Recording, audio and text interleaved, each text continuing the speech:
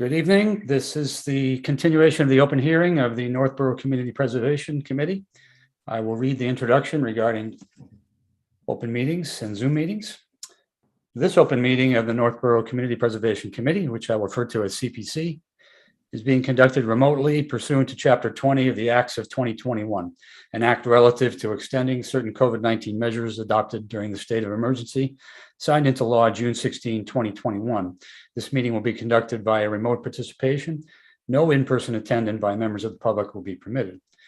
In order to mitigate the transmission of COVID-19, the town of Northborough has been advised and directed by the Commonwealth to suspend public gatherings. And as such, the governor's order suspends the requirement of the open meeting law to have all meetings in a publicly accessible location. All members of the Northborough CPC are allowed to and encouraged to participate remotely. This order allows Northborough CPC to meet entirely remotely as long as reasonable public access is afforded so that the public can follow along with the deliberations of the meeting.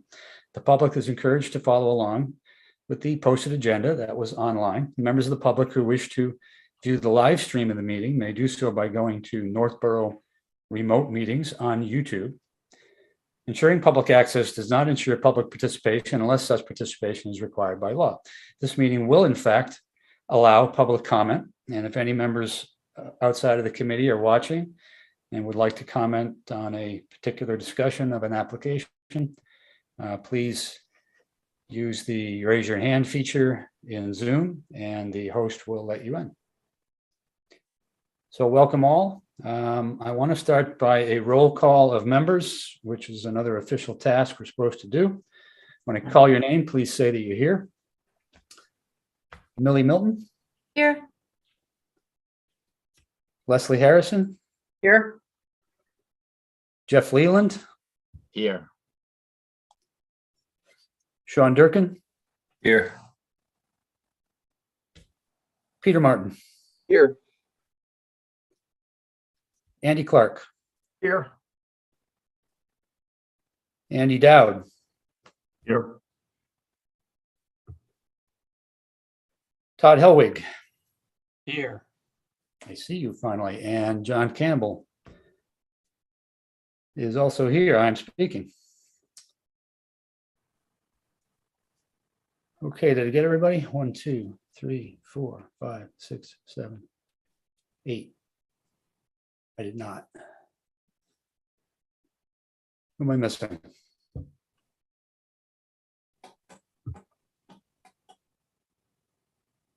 Andy Dowd, John Campbell. Thought we had 9. We have none.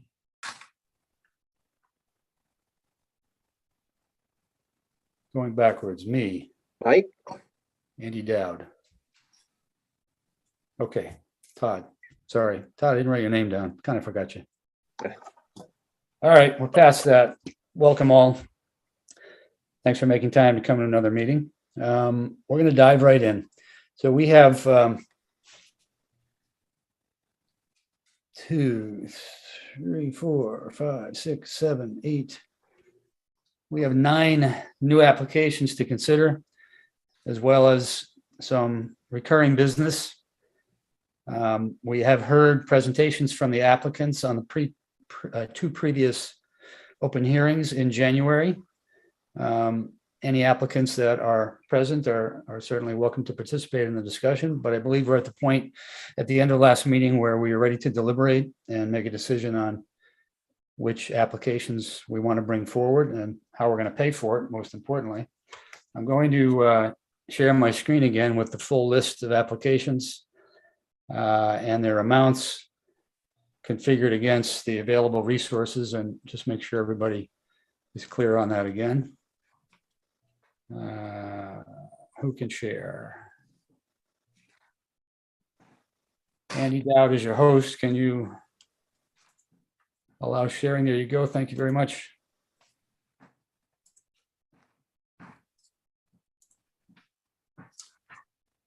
Okay, I'm gonna minimize it a little. Hopefully you guys got bigger screens than I do. But what we have, just for review, at the top, we have our available resources for making decisions on fiscal 23 CPA recommendations. That includes new revenue of $750,000. This is the estimate by our town accountant of the revenue from the CPA tax surcharge that we'll receive in fiscal 23, which begins in July. So just so you remember, we're making decisions on money we'll spend in fiscal year 2023.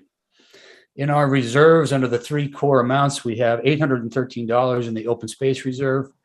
And that's so low because typically we place our open space reserves in the conservation fund. We'll discuss that later. The affordable housing reserve has $127,863. The historical resource reserve has $5,821. And the unreserved account, which is essentially those CPA monies that are not designated to one of the three core areas and available to go into any of the three, as well as recreation. We have $649,837. Our total resources available are $1,534,334. And under our list of applications, we have the White Cliffs bond payment, which we are in year 4 of, and that is required for us to make a ruling on each year. We also have the administrative fund. Traditionally, the CPC allocates the maximum 5% allowed by the CPA legislation into our administration fund to be used for things such as appraisals and studies on projects or properties. When we don't spend any of those funds, they go back into the unreserved account. So although we've traditionally done the full 5%, members can weigh in tonight on whether a lower amount is satisfactory, since we're dealing with a higher maximum revenue number this year. Then under the historical category, we have the Brigham Street Burial Ground renovations, including all the tree removal and cleanup. We have the cemetery signs at the newer section, although it's still over 50 years old, of the main Howard Street Cemetery. And we have the shutter restorations of the Historical Society building on Main Street. Under the recreation category, primarily, we have Assabet Park fencing. This is an addition, an enhancement of the Assabet Park rebuild that is underway that many people can see driving by. And we have the dog park design review. This is the first step in selecting a site and layout for the dog park. The next 3 projects fall under open space and recreation. We have the trail design for the ADA accessible trail at the senior center property. And we have the Aqueduct Bridge walkway design study, which would be the first step, actually not the first step per se, but the first step here for funding the possible continuation of the trail along the aqueduct. And then finally, we have the Conservation Fund monies sponsored by the Open Space Committee for putting more money aside for land acquisition and preservation, continuing that effort in town. And finally, under the affordable housing category, we have the Senior Affordable Housing Project to create 8 new senior affordable housing and some ADA accessible units at the existing housing property in town, and the funds that are going to help pay for that per the application and the new information we heard from those applicants over the last 2 meetings. So quick math, we've got $1,755,000 in requests and $1,534,000 in available resources. The 2 numbers do not equate. The requests are larger than the resources available. So we have some decisions to make, and that's what we're going to dive right into. Recalling at the last meeting that we went through what our criteria for evaluating applications traditionally has been. Some of it is per the CPA legislation. Is the project eligible in the first place under the guidelines of CPA? Secondly, what is the level of community support? Next, how urgent is the project? Is it timely to do it now? Is it affected by other grants or funds availability? And then affordability. How affordable is the price within the resources we have? How reasonable is it? Can we do it all in 1 year? Does it need to be broken up? Does it need to be postponed? And that relates back to urgency. Finally, we talked about the fact that we should also keep in mind we have a master plan in Northborough now that's been approved, and the master plan implementation committee is underway, and they're reviewing the goals of the master plan, and we should consider that too, because CPA projects are a large component of how we make the master plan work going forward. So where a project has applicability, that's definitely a criteria to take into account. Are there any questions from members or anyone else regarding the available resources and the project amounts being requested and our criteria?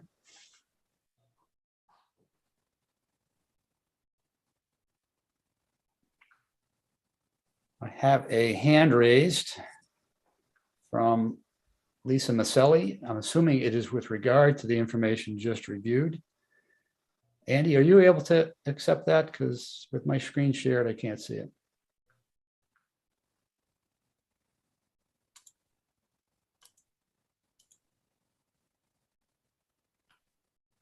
Should be coming in. Okay, can you hear me? Yes, are you Lisa? Yes, Lisa Maselli, 13 Maple Street. Thanks for your address. How are you? I'm well, and yourself. This is my first time calling in at CPC. We are so honored. Well, I saw it said public hearing, and I said, well, okay, I'm part of the public. What's on your mind? Well, in going through the fundings that are here, I had a couple of questions, and can I ask about like certain ones? Sure. Okay. I guess the first one would be that Assabet Park fencing. I think I heard the meeting when it first came in as a request. And the discussion said with the amount of money that the CPC had already invested in it, that why wasn't this under a capital improvement project? Is that correct when I remember that? Lisa, I'm going to stop you and just say, if you want to discuss the individual applications, Yeah. could you wait until we're discussing that particular one and then come in at that time? I thought that your hand was in relation to the discussion of available funds, and if you had a general question, I'd like to handle it now, and otherwise I'd like to wait till each application comes up. No, absolutely. Like I said, this is my first time calling in, so I do apologize for jumping the gun on questions. So is that okay? You'll come in later? I will. Yes, thank you. You're welcome.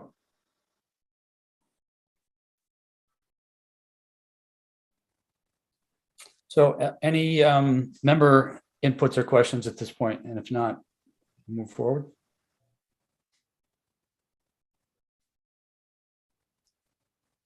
By the way, CPC members, just chime in. With my screen shared, I can only see a few faces. So if you're waving your hand, I might not see it. Very good. So I will dive in. I think we know that I put White Cliffs Bond at the top because unless the CPC is backing away from its support of White Cliffs that we sponsored 5 years ago, we need to fund it per the original town meeting vote. And therefore, I recommend this is a quickie that could be handled with a motion, should someone be so inclined. I motion that we fund $185,800 for the White Cliffs bond from new revenue. Second. The motion was Andy Clark, and the second was that Jeff? Yes. Thanks, Jeff. Thanks, Andy. Is there any questions or comment on the amount of money for the bond. I don't think we're going to take questions on White Cliffs in general. Hearing none, I'm going to have a roll call vote, and this is how we'll do it each time. Call your name. Please give me a yay or nay on the proposal to fund the 185.8 for White Cliffs bond. Millie, Yay. Leslie, Yay. Jeff, Yay. Sean, Yay. Peter, Yay. Andy Clark, Yay. Andy Dowd, Yay. Todd Helwig, Yay. John Campbell, yay. So here's what I'm going to try to do. When we do vote yes, as we just did, I'm going to put that amount next to it under the appropriate category. And again, if you can still see the screen, we've reduced our new revenue availability down at the bottom of that column. And it has also come into the far right column and therefore down at the bottom. So it's reduced our total amount. John, as a general point, can I ask, is there a particular criterion or criteria we use to determine whether we draw monies out of new revenue or out of unreserved funds? I only think we've discussed it in the past prior years that given the way the White Cliffs was voted and that I think the spirit was we'll pay for it each year out of CPA revenue. And therefore, I think we had a consensus to do that as a custom. Yeah, I mean, more as a more general proposition, is there a way we distinguish between those two pots of money in terms of what projects we would use them on?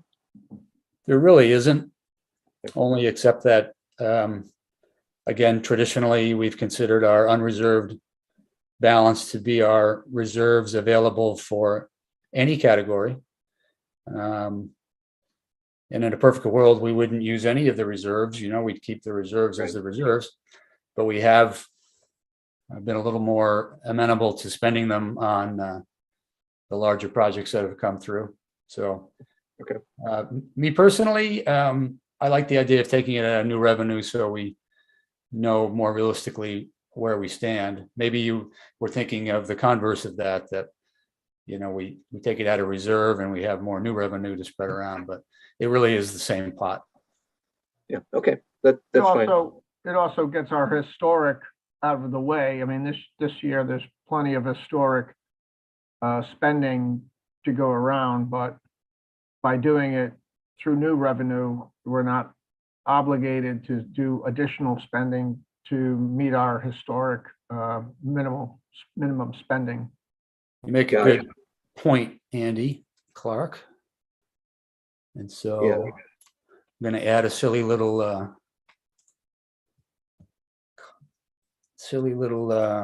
asterisk. Whoops.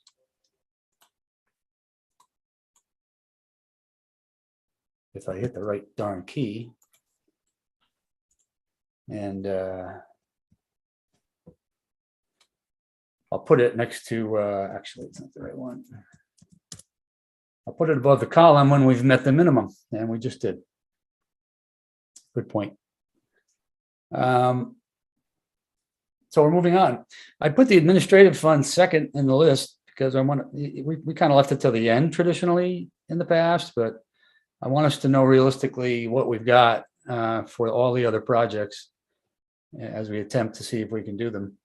And so I'm recommending that we have a discussion on the amount and that we vote on it and get it out of the way as well.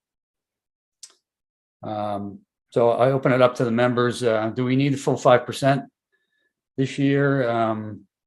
Haven't had to use it in the last couple of years, but we have come to it for studies and appraisals in the past. Any opinion on that?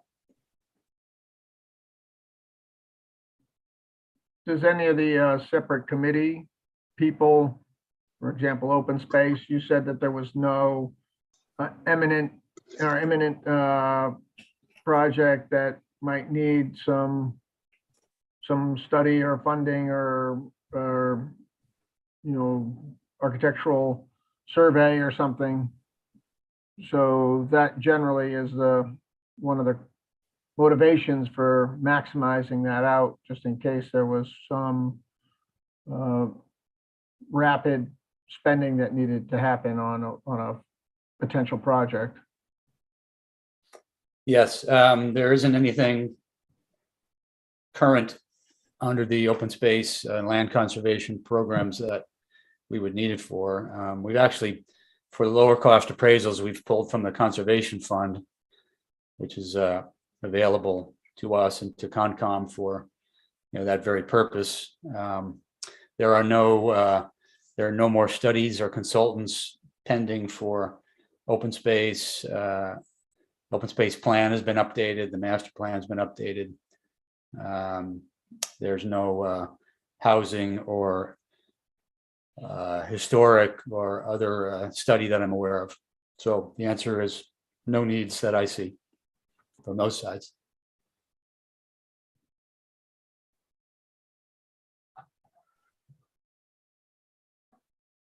And again, What is it 5% of? it's 5% of the New revenue?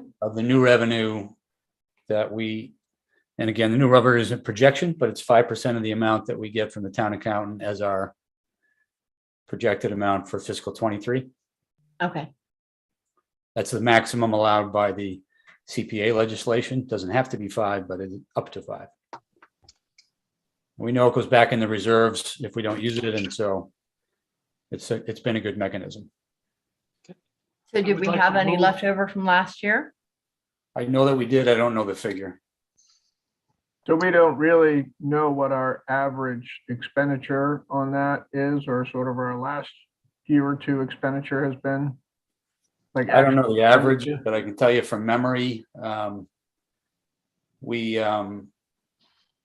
used it for a study, or I think the consultant required for the open space plan, which is obviously attached to CPA, and we justified it that way. And that was, I think, in excess of 20,000.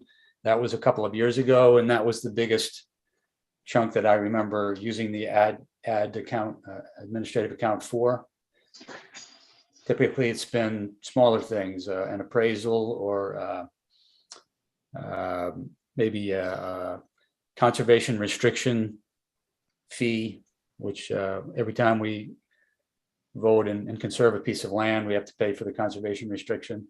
Sometimes, again, that has come out of conservation fund, which we're putting money into anyway. But I think the average would be less than 10 over the 15 years or so. Yeah, less than 10 that we've needed over the 15 years or so of CPA, Andy. So if we thought we could take 20K out of that and leave a fund of 17.5, just make easy math, or is that? I don't know. I have no knowledge of the historic, you know, funds that we need. We fund our administrative help, right? That normally takes notes and through it, right? I don't know that to be the case. Maybe you're right. Yeah, maybe you're right. That's a relatively small amount. You know, Todd, did you have something? I thought you were speaking a minute ago. I was just gonna move that we just use your plug number of 37.5 and get on with it. Got a second? Second. Very well. Good point. Let's just vote it. So there's a motion been made to go ahead and use our traditional 5%. And I have a second from, was that Jeff again? Or Andrew.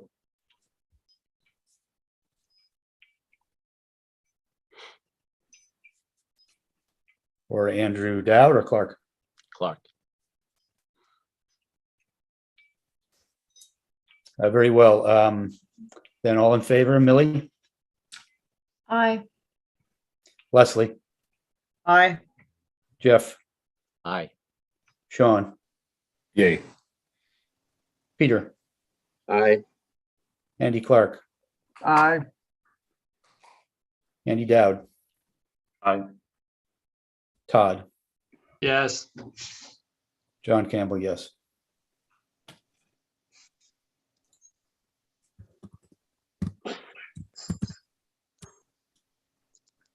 Very well. It so moved, so voted. Our new revenue is 526 now, our available total 1,311,000. Okay, I'm going to make a suggestion. We don't have to agree. We don't have to vote. I'm going to make a suggestion that we address the largest project on our list and determine whether we want to fund it, because that leaves us in a position to know what we can do with the others. If there's no disagreement, I'd like to make that suggestion. That would be the senior affordable housing application. Hearing no screaming. Fine with me. Great. Yeah, So let's I'm do going that. to review it. I'm going to review briefly what we know. Quick summary. The total project would cost $2.4 million. There is state available grants that would take care of $1 million. And so the original Housing Authority sponsored application was for $1,440,000, as you see on the line in the sheet and in your paperwork on the application.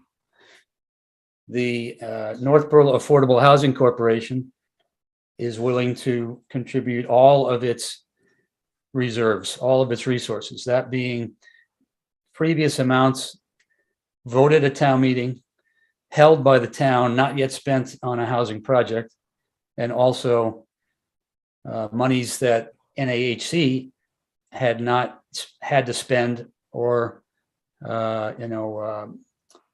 refund, so to speak, from not needing as much on the last housing project. That's the total in the number 623,178 and 28 cents.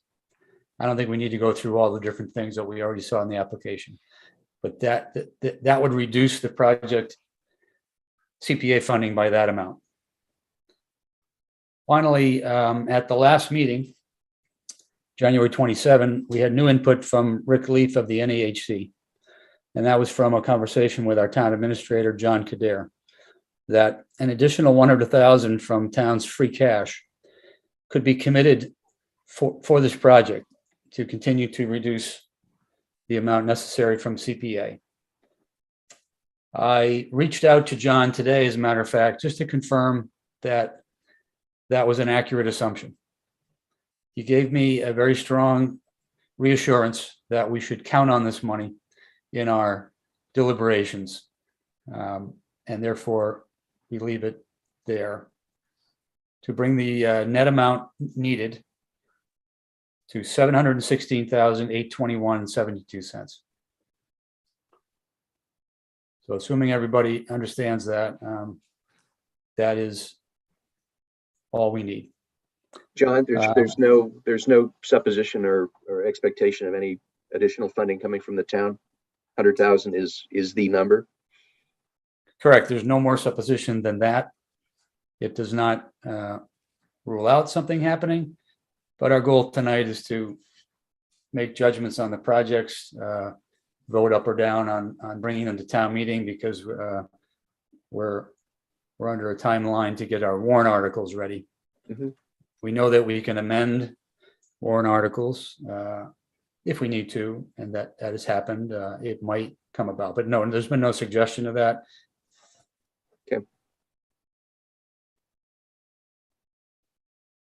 So are you looking for a motion? We could, I guess it's just a little premature. I'd like to just open it up to all members to give any feedback, give any support or questions. We have the applicants. I see some of them standing by if there's any need for questions, but they've done an excellent job of presenting both the need for this And the fact that we have so much reimbursement, starting with the state money, plus the already committed, we'll call it our affordable housing reserves. Oh, I forgot to mention that that number of 623 includes the reserve number now at the top of my shared screen, 127,863. So, let's just say the suggestion was made to include that. In the end, the CPC would judge to agree with that. But the representatives of housing are telling us, let's put everything we can into this project. So this is for 8 units, right? Correct. And does these go to our affordable housing criteria minimum? Because we've Definitely. already met that, correct? I think that's true, but it definitely contributes to our affordable housing stock. And I think So that more important, these don't really bring us anywhere to meet that criteria. These are above and beyond what we need to meet for a minimum. I think that's valid. Okay. Is there any option to do fewer units? I know there is a demand, but if I understand correctly, these are not for necessarily Northborough residents, correct? There's no guarantee that these would be for Northborough residents. And I kind of feel like this is our tax dollars that we should be doing this for Northborough residents. Well, I I can think it's chime in on that if you want me to. Absolutely. Yeah. Sure, Okay. Lynn, go ahead. Yeah, I'm Lynn. I'm the director of the Housing Authority. So to try to answer both of those questions, Millie, Yeah. we had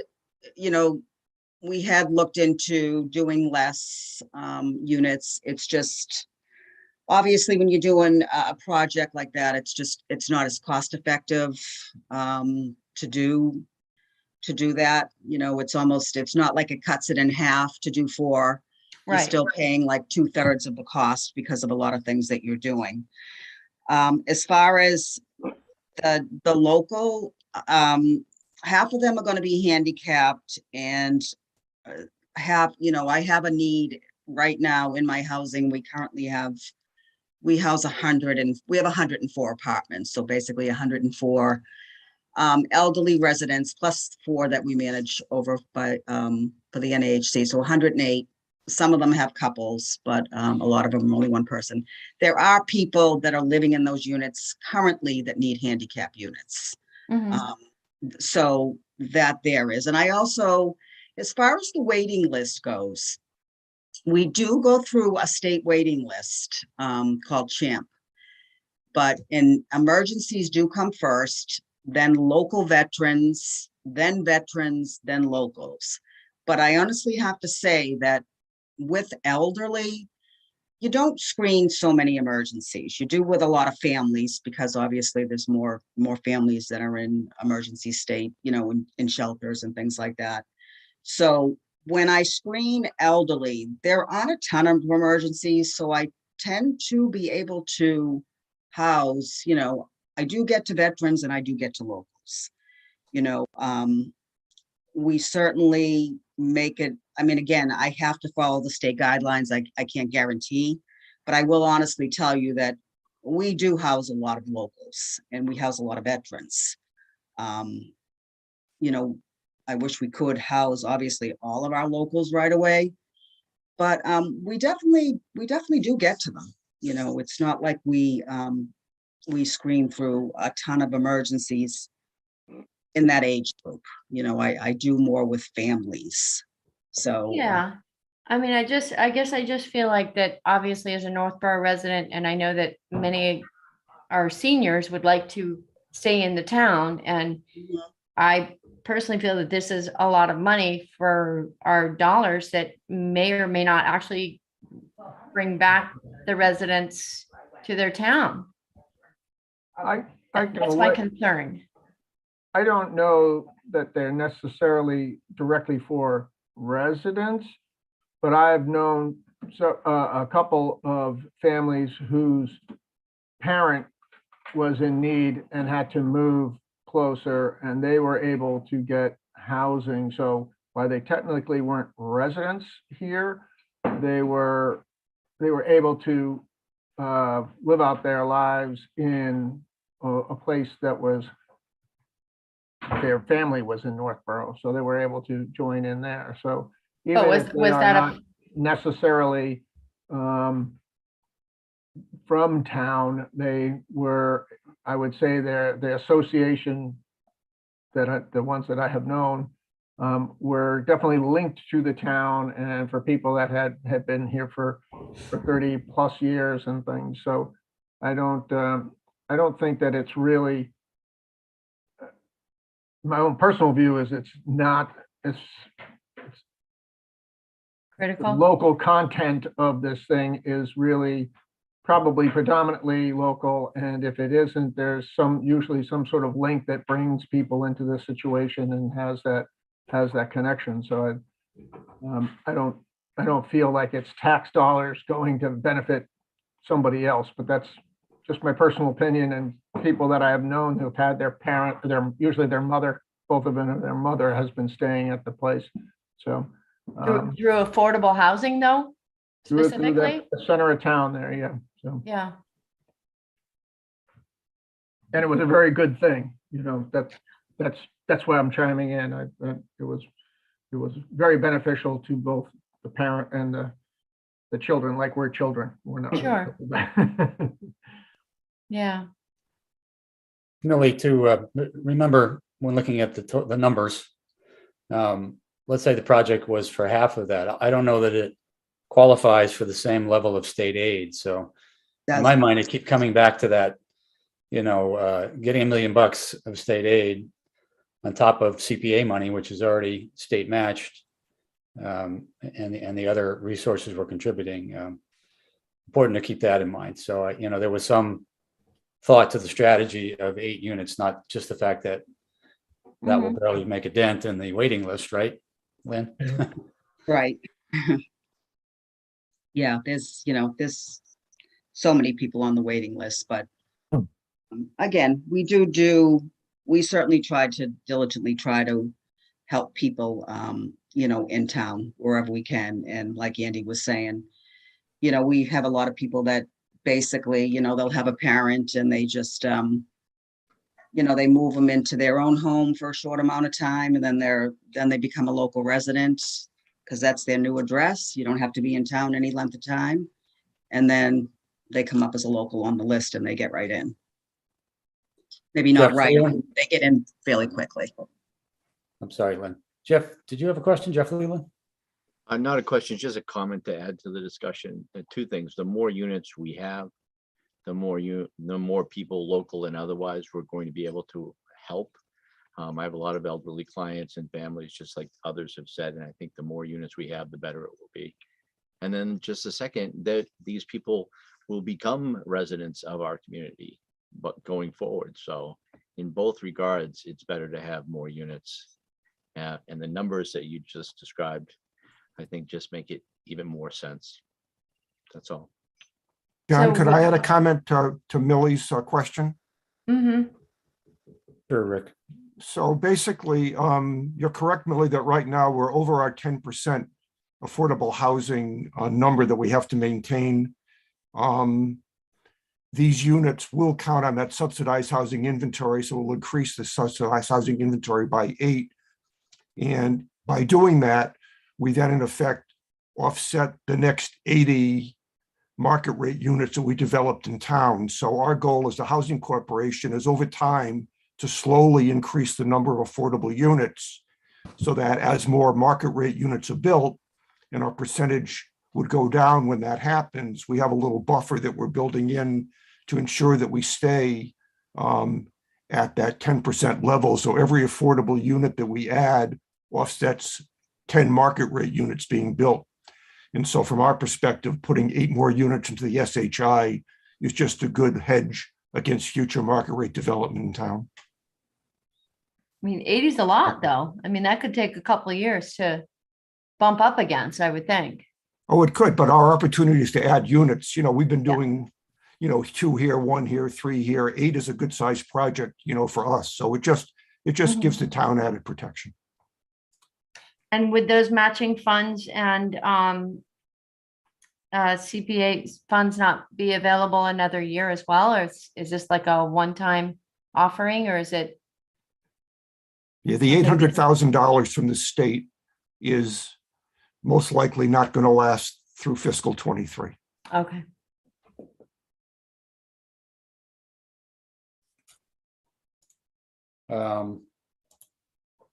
There are a few residents with their hands up. Is there any other committee members with feedback here? We have Catherine Voke. If you are on, I'm going to, so I click promote to panelist. Is that right, Andy Dowd? You can just click allow to talk. Thank you. This may not be Catherine on the screen, but Yes, I'm Dr. Rüdiger Volk. Sorry. Please give us your name and address. Yes, 137 East Main Street, one of the oldest house in Northborough. And so my what I figured out, also, which is obviously, so there's no legal mandate. And I would wish that the committee would reconsider that you are responsible for 15,000 people, not for 8 people, taxpayers. So my question is, if we can, so you said 10%, 80 market units more on the ground, how many years does it need to be? Also in consideration, $1 million seems a present, or 800,000, but it's also tax money. And so we all pay into it, not to forget it. Overall, I would say scrap it and then cancel this. But that's my opinion, my personal opinion as a taxpayer. If it's not legal, mandatory to put the 8 units in, that's it. So for the biggest item which we have here on the list. Thank you. Well, I'll respond to you to say you used the word legal a couple times. So let's start with the CPA. The town adopted the CPA legislation. And as such, we are required to take CPA revenues and apply a minimum of 10% to affordable housing every year.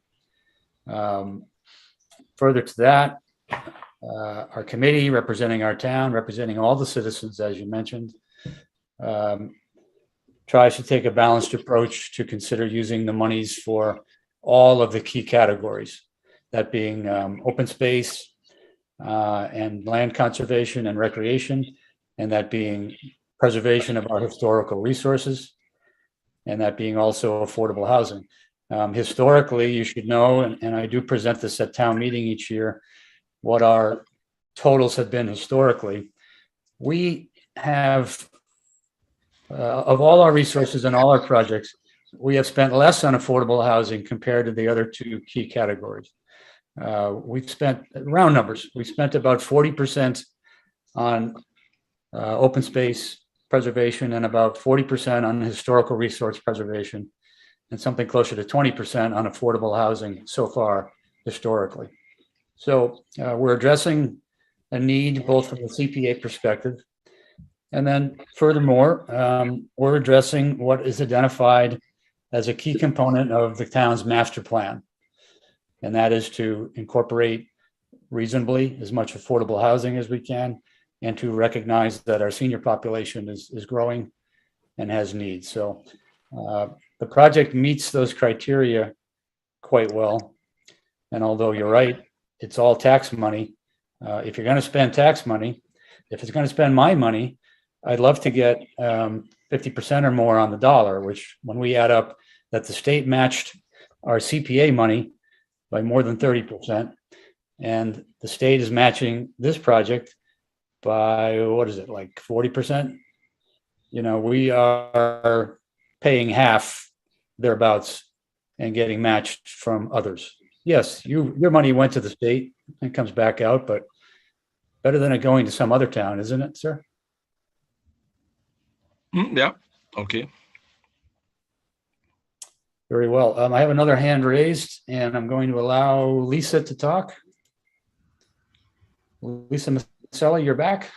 Thank you very much, Lisa Maselli, 13 Maple Street. I'm just trying to get a little understanding of some of this because you're all doing a great job. I was just wondering, the state matches or the 40% or whatever it is, when state aid does come into this, is that what requires the lottery that goes to the entire state for the population to come before these housing units to be able to come into them?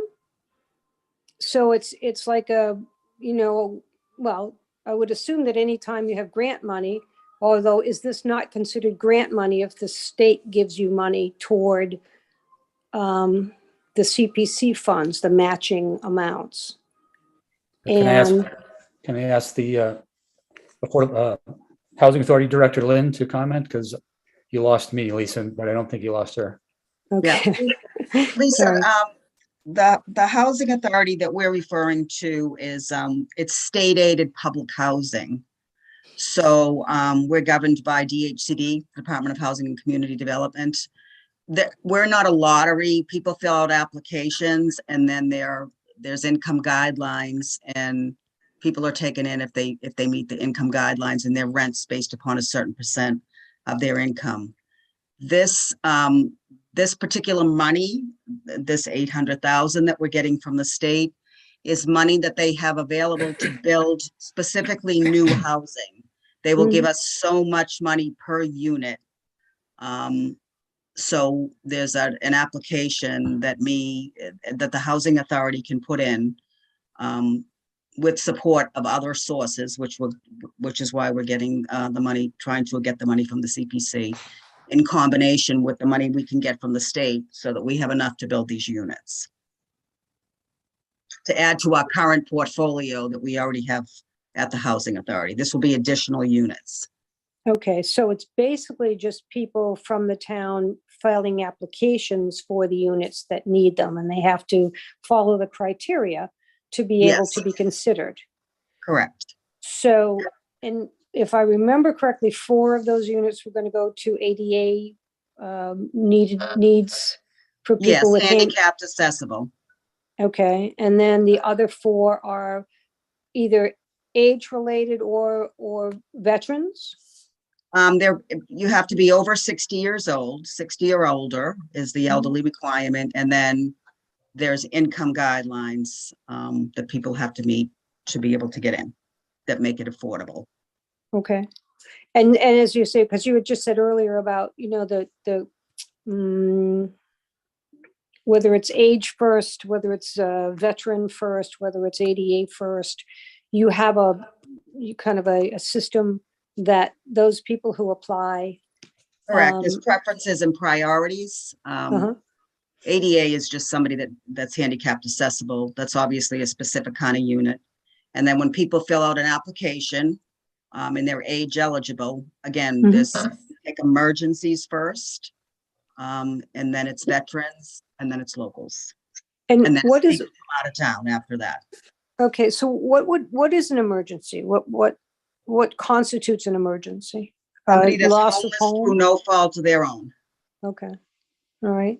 And would it be considered, how much more is it to build all 8 to be handicapped accessible? Because as people age, We don't have the sometimes they need it. space we don't have the space to make 8 ground level apartments, Okay, which is why we would, have a second story with regular apartments. okay. All right, great. That's, you've answered my questions and I appreciate it. You're welcome. Thank you Thank for you. participating, Lisa. Mhm.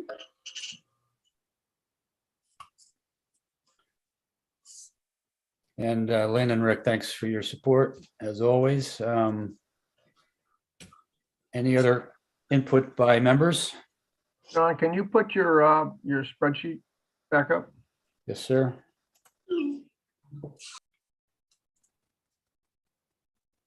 Is it up? Yes. Is- I'd like to put forth some motion I move that we allocate $716,821.72 from, well, we don't even have that, from half from new revenue and half from unreserved. I wasn't going to stop you when you got stuck in the math there. I can't see the bottom line there, so I couldn't see the, You are- how much was you are- that? Yep, looking back up. I'm sorry about that. For the construction of affordable housing.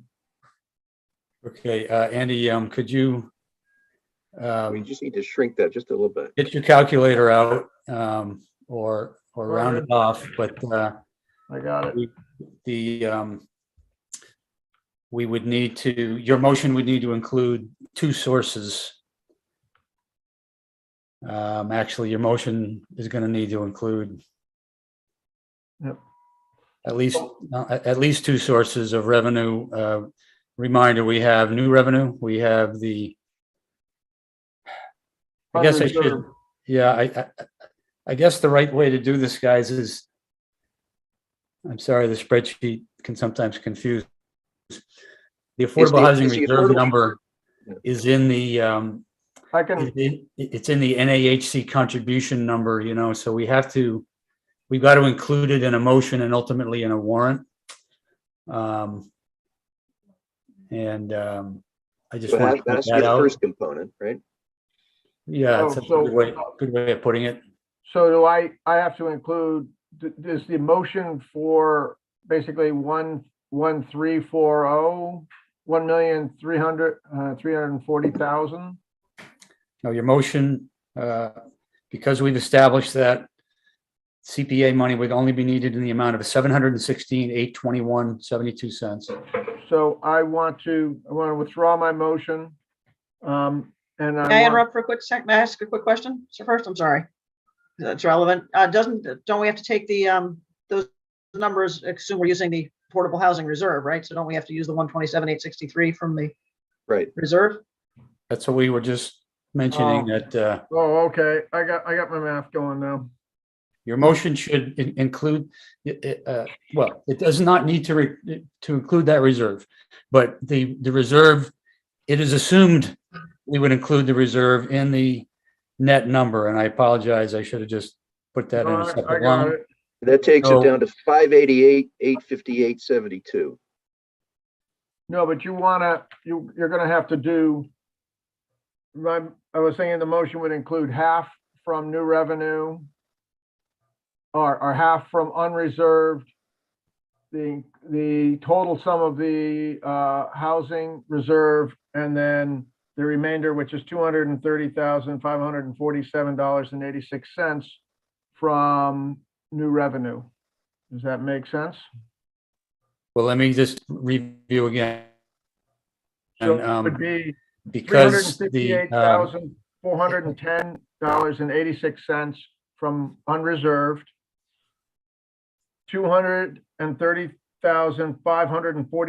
$230,547.86 from new revenue, and $127,863 from housing reserve. Right. okay. Yeah, if you Andy, split the remainder, right? Yep. Yes. Andy, I'm going to assume you did that right, but I'm going to test you. Over here in this sub-column, I'm going to write in what you just said. So I put the affordable housing reserve number. What was your second number? The second number was from new revenue, $230,547.86. That's not what I got. What was your, yeah, let's go ahead. We'll check the math this way. What was And your third then- number? And then from new revenue, or it doesn't matter, was No. that from new revenue, as I said? You just then- said new. Yeah, and then from unreserved, $358,410.86. I apologize. One more time, please. $358,410.86. Got an extra 8 in there, John. Sorry, my 8 key doesn't work well. Thank God The old- Leslie's The on old, the old this blame the keyboard trick, huh? Yeah. committee. Well, it's valid. I've been making a lot of extra eights lately. John, I'm not a math, am I still online, John? Yep. Yes, Rick. I'm not a math That's major. I correct. just want to make sure that 127,863 isn't getting double counted. It's I brought not. this up at the last meeting. It's built into the 623, 178.28. Yes, sir. So it would Bear- seem to me that if this is going to be funded, part's got to come from new and part's got to come from unreserved. Right. Yes, The sir. AH reserve is already in the 623, 178.28, Yes, sir. Rick, reducing could I, the amount needed to 716. Rick, could I ask you to bear with us, Rick, and just be patient for a minute? I know you're an accountant, so it's probably driving you crazy. I'm a con. I just want to make sure you guys don't spend So, money yeah, you don't have. I was not aware that that's already committed in the NAHC fund request, so then so that's. You did it right. You did it right, Andy Clark. Yes, it's already in there, and we spoke earlier about the fact that since the NEHC and the Housing Authority and our rep Andy Dowd all support using the reserve, we're assuming that we're going to use it. So now you've added the numbers right in your motion. The motion is to spend 127,863 from No, reserve. I haven't added the numbers right because I'm including that in the 716, but it's already, the unreserved is already included in the NAHC fund. So we would have to, we're gonna have to make a separate motion, I think, to move or have that in addition to the 716. No. If we have to move it out of here, if we have to move it out of reserve, No. how affordable housing, no? Andy Clark, the money is not in NAHC's pocket. It is in our reserve. So your motion is valid to say that you're proposing to fund the project, the net dollar amount, 716,000 from affordable housing reserve, from new revenue, and from unreserved. That's all correct. When we put the numbers in the sheet, I think everyone will see we're not double counting it. We do need a separate vote with regard to agreeing to move to use NEHC funds that are held by the town. And it was agreed that CPC would always approve those. Rick spoke to that and the application speaks to that. It's buried in that 623 number. We can address that separately if this vote was approved. So I believe your motion is correct. I second Given the that, I motion. will second the motion.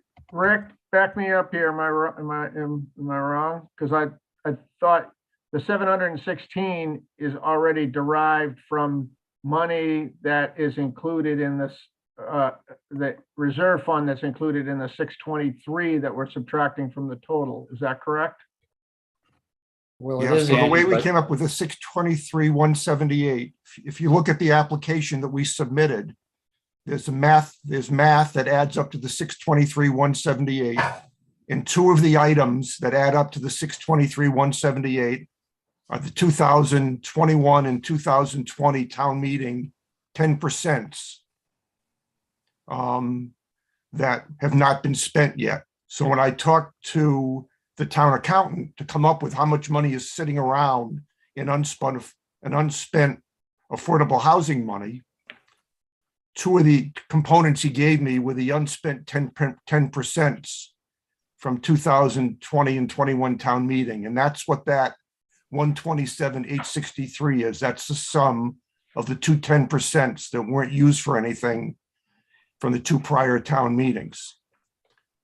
So if you look at the application we submitted, you'll see that that 127,863 is in that total of 623, 178. And not being an accountant, I still am not completely clear on whether we're double counting or not by saying that to satisfy this request for 716, we can use that 127 that's above in John's spreadsheet if it's already built in to the 623 on the left. Right. we're going My sense is- to, My Guys. sense is that all the money that's not going to come out of new has got to come out of unreserved. make Rick, the 716 work. Mr. Rickley, with all due respect, I understand, we have heard the description. I know you're trying to make sure it's clear. When we enter the numbers from each category, if it was approved, I think we can double check the columns and you can make sure we've accounted for it. If we take it out of the affordable housing column, it comes out of that reserve and it comes out of our total. So I think we're going to be okay. I just have to put it in the appropriate way. All right. The number that says net affordable housing, that's not coming out of any column just yet. It's just a place to put the math to come up with the 716.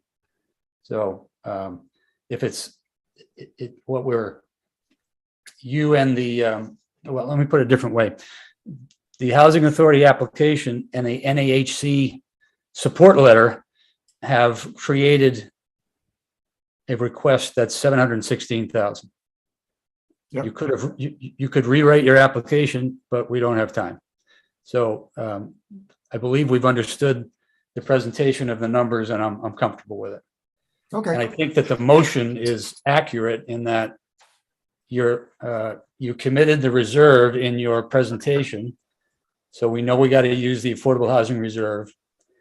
And you've committed the NAHC funds, those not yet in your hands and those that you did not need to use from past projects. So I thought that was pretty well presented. And so I didn't think we needed to go back through what's in that number. I'm fine. Okay, good. Not trying to cut you off, just trying to move it ahead. All right, so I'll reiterate my second to the motion. yes, sir, I got you down for it, Andy Dowd. And Andy Clark made the motion and it has those three components: affordable, new revenue, and reserves. So hearing no other comment, I don't think I've got any requests for question.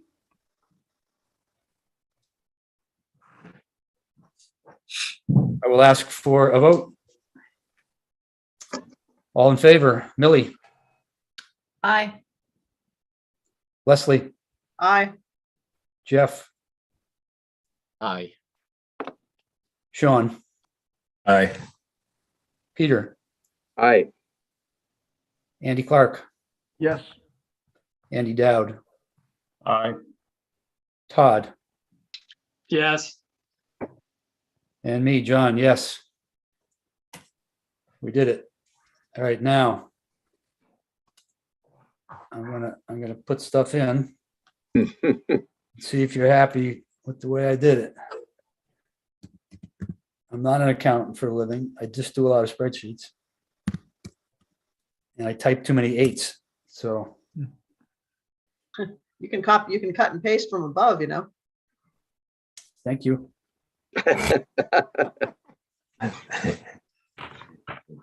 I've got a.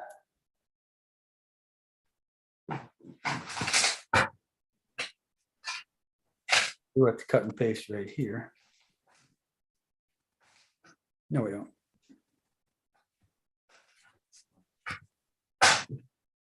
I did it wrong.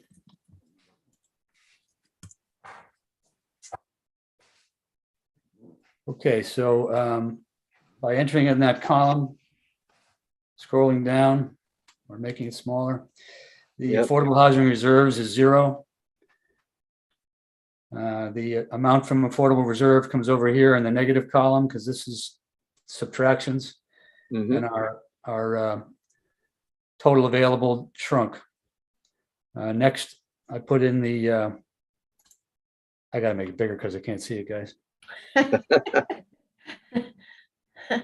Then under the new revenue column, we need 235.47 and 86 cents. Not a fan of cut and paste, huh?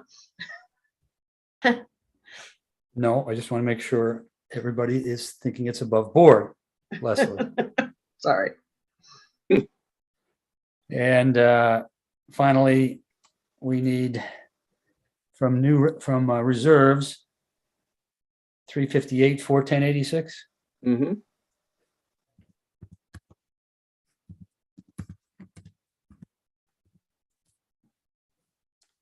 Over here, you see we have the 716, 821, 72 accounted for.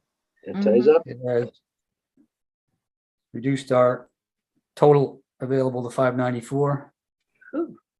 It's reduced our new revenues over here to 296.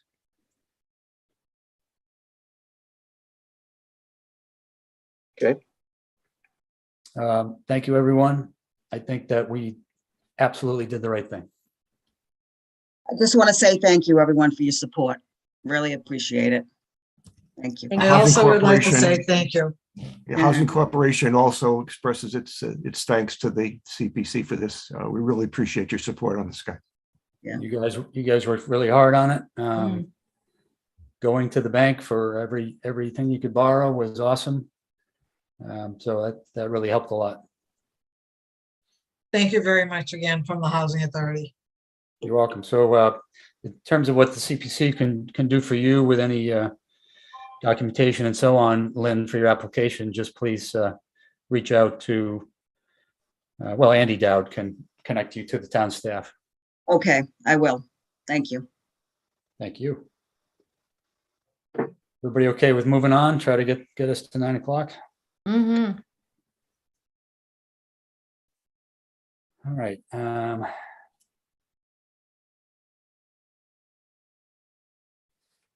Okay, reminder, there's 594 total available in reserves and new revenue. I take it back. There's also a historical reserve, 5821, and an open space reserve of $813. That'll buy us a plank of wood for a trail bridge or something. Okay, now I'm going to go back to the original list. I'll recommend we go to the Brigham Street Burial Ground project.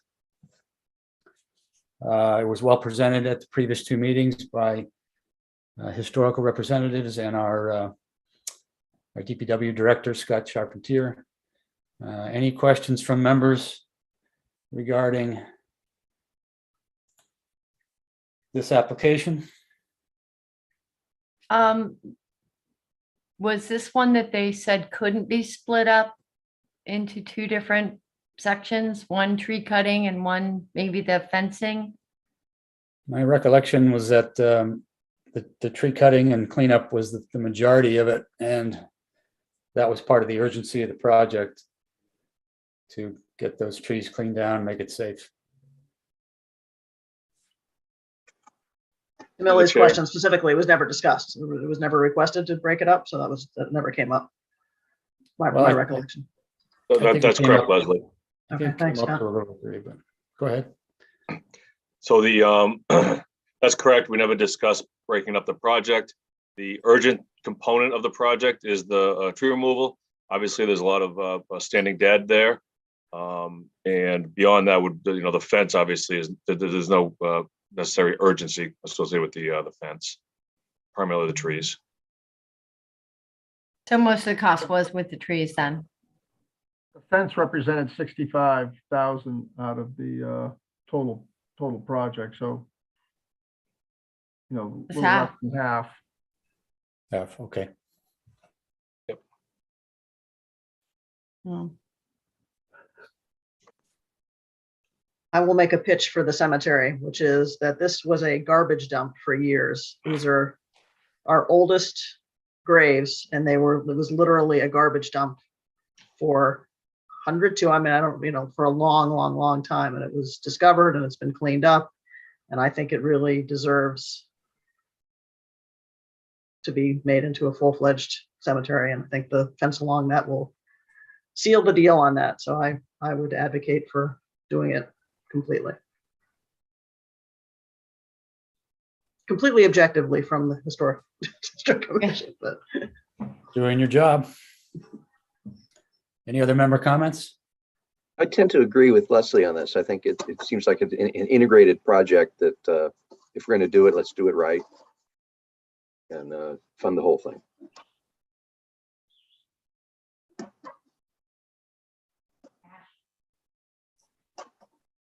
Well, very well. Any other comments? Or does anyone endeavor a motion? I don't know the amounts. It is 100. 130. I move that we approve $137,500 from, I don't know where it needs to come from though. This is from new, without seeing it. Leslie, the screen is shared again. And I'll Okay, tell yep, you, yep, from new. there's a historical reserve of 5,821. And there is new revenue and there is unreserved. Do we typically dip into the reserves? Do we typically spend those down immediately, or do we hang on to them? Typically do, and we just did. Well, that we did because that was trying to make a very big project work. So I just wasn't sure if we typically always do it. But okay, so I make a motion. I'm going to need John to put them. Can you just do the numbers on there and then we'll have the numbers? So if Yes, we do ma'am. 5,821 from the reserve. Thank you. And? So it doesn't subtract for me. Math for you? That's can you do- 131,679. Thank you. It's gonna make it easy on Leslie. but- Thank you. 131,679.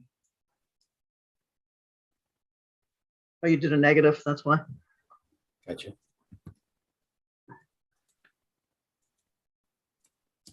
It's the negative in front of the I know, 137. I know. Sorry. Don't you love backseat drivers? Yeah. Somebody did the math again. Just give me the number. 131,679. Thank you, sir.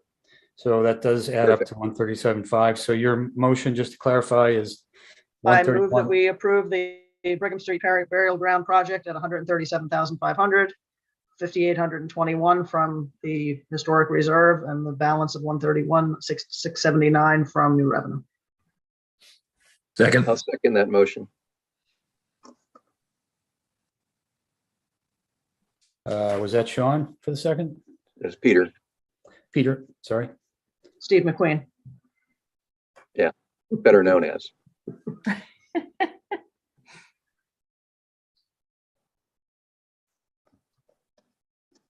Thank you, Leslie. Thank you, Peter. Any further discussion? Any issue with, and we're pulling from reserve and new revenue, so I don't think it matters that much as long as we account for the individual reserves, which Leslie has done. Hearing no comment, I'll ask for a vote. Millie, Aye. Leslie, Aye. Jeff, Yes. Sean, Aye. Peter. Aye. Andy Clark, Yes. Andy Dowd. Aye. Todd, Yes. and me, yes. It is so done. Thank you on behalf of the Historic District Commission. Very good. You're going to have to look for help again on the next one. This is the Kaiser Cemetery signs. And again, this is adding signage to designate enhancing the newer section, although still over 50 years old, of the main cemetery. And as I understand it, the signage will be similar to what we've done at the Howard Street Cemetery and at Brigham Street Burial Ground. Any Yes, that discussion is- of the That is project? true. John, I would like to abstain from this vote because the historic people have purchased signs from us before, so I don't think it's proper for me to vote on this project. Understood. Thank you for bringing that up. John, you had mentioned earlier some criterion having to do with urgency. I don't see this as an urgent need. So I would suggest that we at least put this over for another year. I would agree with that. I would agree with that, except it's such a small amount. So I guess because it's a drop in the bucket of the overall budget. So I agree with it in theory, but I guess in financial terms, I'm not sure it warrants waiting. That's just Yeah, well, another perspective. Leslie, you're on Historic Commission, Millie as well too, right? Yep. I believe we asked Norm from the commission what the priority was. What was your number one? And I believe it was Brigham Street Burial Ground. Is that correct? Absolutely. Mhm. It's Now, a safety issue. I mean, just, you know, even though the Historical Society building people proposed their application separately, it's very much under historical resource category. So I don't remember that anyone answered in that regard of ranking Brigham Street Historical Society shutter restoration and Kaiser Cemetery signs.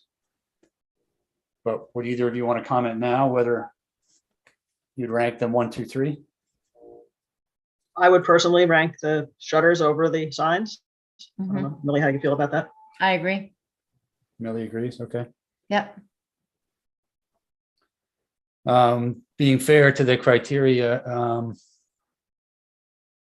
we've approved signage before at the cemeteries as restorations, so we call them eligible.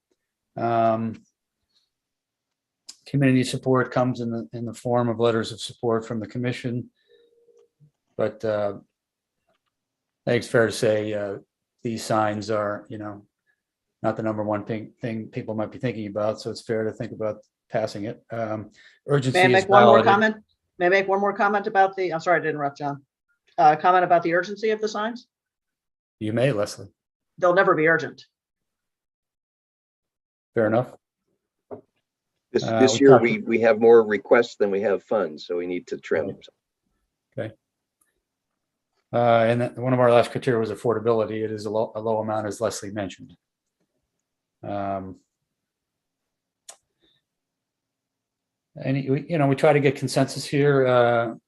Can any other members weigh in on whether it's a good idea, makes sense to pass over versus? I have a question. If Scott's still available, is this similar to street signage where the DPW may have something in their budget for that type of signage as opposed to historical need? We have, excuse me, through the chair, we have budget for sign replacement and sign installations at DPW. We will not spend $5,200 on a decorative sign at Kaiser Cemetery. It will be a conventional, aluminum sign that's reflectorized, just like any traffic sign. Our entire budget is like $2,000 a sign. So And that's there what there already is one of those signs at Kaiser, right? there's one on the, I believe it's mounted to the post. The, On Whitney Street, I think it's one, yeah, the stone on the Whitney Street side, yes. right. Thank you. But you can't tell it's a cemetery. It just says Kaiser or something. There's no indication from Whitney Street that there's this. I lived here for 15 years and I had no idea that was a cemetery. Maybe longer. John, I'll just add in addition to the affordability of the project, I think just out of respect for those who are buried there and those that go to visit them, I think it's a great project. And because it is so affordable, I think we should go ahead and do it this year. Jeff? I would support the signs, but I'm also in favor of passing over the shutters. So I'm not sure if the historical people want to hear from me.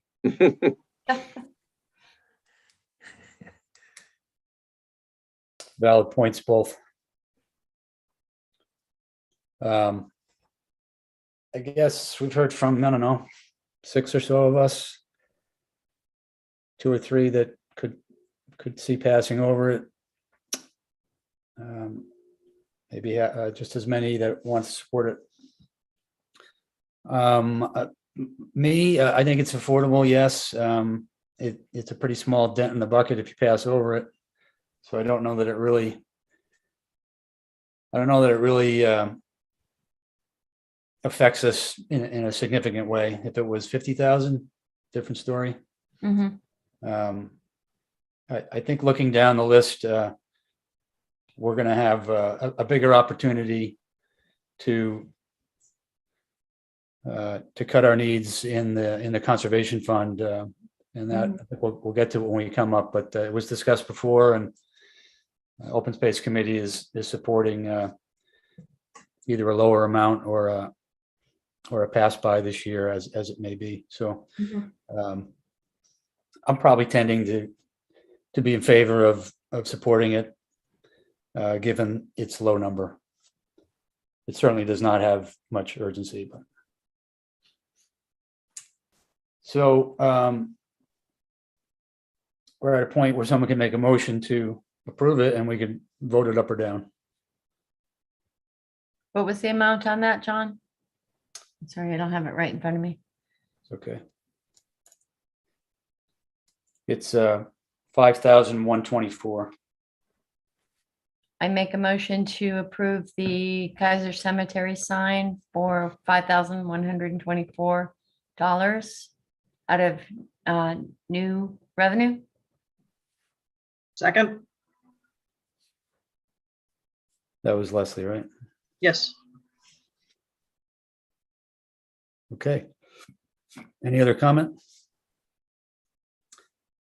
Hearing none, I'll call for a vote. Millie, Aye. Leslie, Aye. Jeff, Yes. Sean, Yes. Peter, No, Andy Clark is abstaining. Andy Dowd, Yes. Todd, No. and John. I'll vote yes. We are 6-2 in favor. I forgot, did your motion say where it was coming from, Millie? I did. New reserves or new new revenue? revenues. Thank you.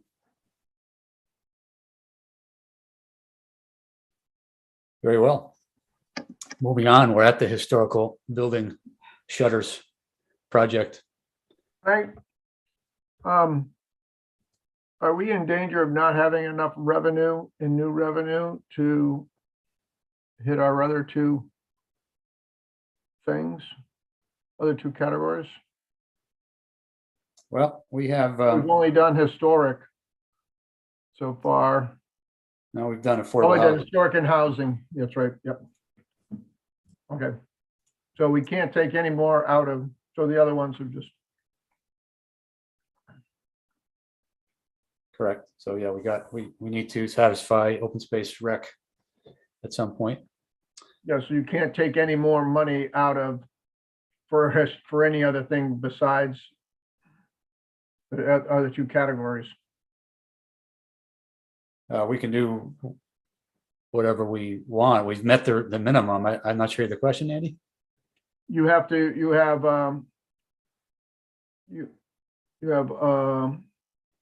open space. Oh, I guess we only have one more category to go. I'm sorry.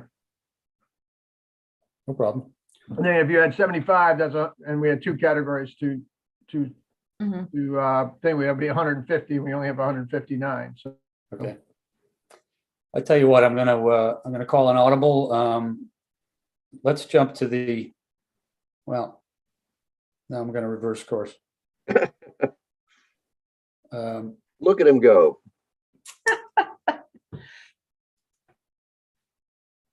Here's what I'm gonna do.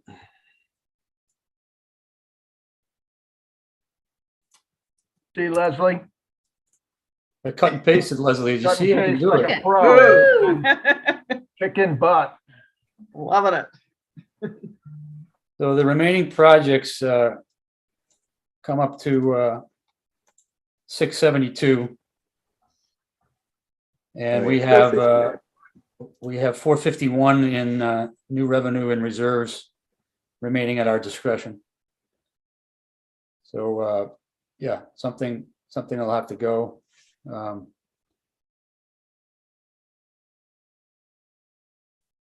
You want to talk about the conservation fund thing first, so we can maybe clear the decks?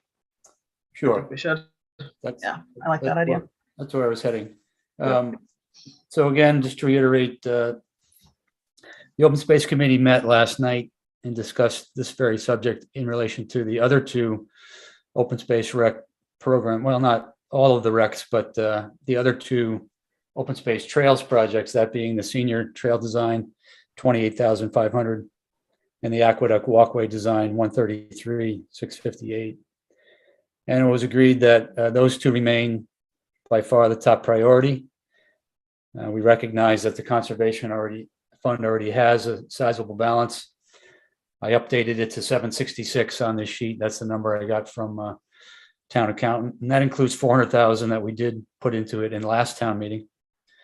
And so the committee agreed that, given the large slate of projects and most of them very worthy and higher urgency, that we would agree that we could live with either a much lower amount approved for conservation fund or passing by it this year. And so if we were to make that zero, we have $272,000 in projects remaining and 159 in new revenue, 813 in a reserve, and total of 451, I'm sorry, 291 in unreserved reserves. So we can make the other projects happen should we so choose. The committee has tried to be conservative in keeping a reserve. We are digging into it. We did last year, a couple of years ago too, for big projects that came up, also for the Assabet Park. And I think we're digging into it this year primarily because of the large senior housing project that we all agreed was worthwhile. So I don't think we have to be too scared of taking out more from our reserves. We know that we're getting, I think it's almost 30,000 in additional CPA revenue that's not accounted for. That'll go to the reserves. That was a late add by the state. And we know that, as we said before, we conservatively estimate the town revenues, and typically it overshoots by at least 100,000. So that those will go into our reserves, even if we brought it to zero, which I'm not necessarily suggesting that we do, but that's just some background. I would also, though, put out that, and Todd will, in his discussion, that White Cliffs is still, looming out there, that someday money's going to have to be spent on that. And, whether we have $1 million or $500,000 or in unreserved, is anything going to be enough when the time comes to pull that? But the very, very likelihood that anything that's going to be done to White Cliffs, even if it's a bulldozer, is going to come out of CPC funds. So I would, I'd like to counter that just a bit. First, as much as we've tried, there is not a current plan to spend more on White Cliffs. We talked about it before, and it's frustrating, but there isn't really anything imminent that they're going to come and ask for $1 million from CPC. Even if they did, we would have to determine where would it be applicable. We've already spent the money to save the building. You would, if you are going to spend more on the building, it would have to be historic restoration portion. And I don't know that, interior electric work qualifies. So the majority of the White Cliffs plan that was posted by the consultant is, I think, is for things that we can't necessarily spend from CPA alone. If there's a plan that enhances the grounds and we create a park out of it, and I guess you could get creative, but I thought for renovation and rehabilitation and those elements, CPC money could be spent when assets are purchased by the CPC. Good point. I don't know that that's accurate.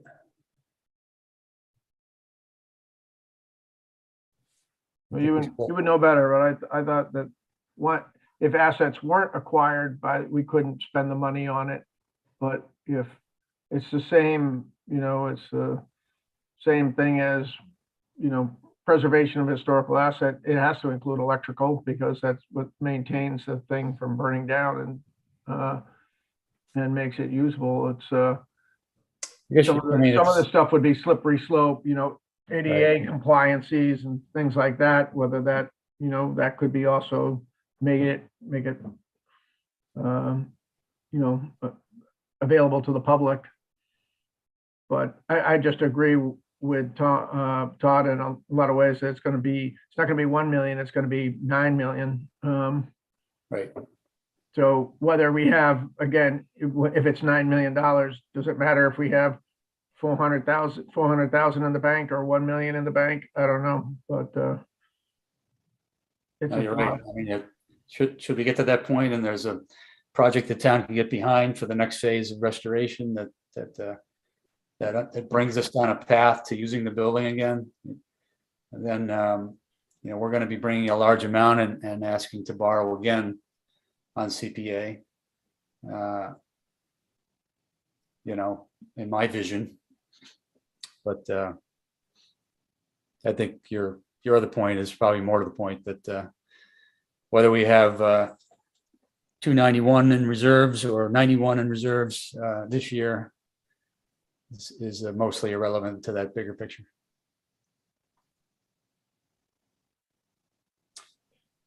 Okay, well, we discussed the conservation fund. I think Mr. Chairman, are you looking for a motion? Sure. I would move that we decline to fund the conservation fund request of $400,000 this year. Second.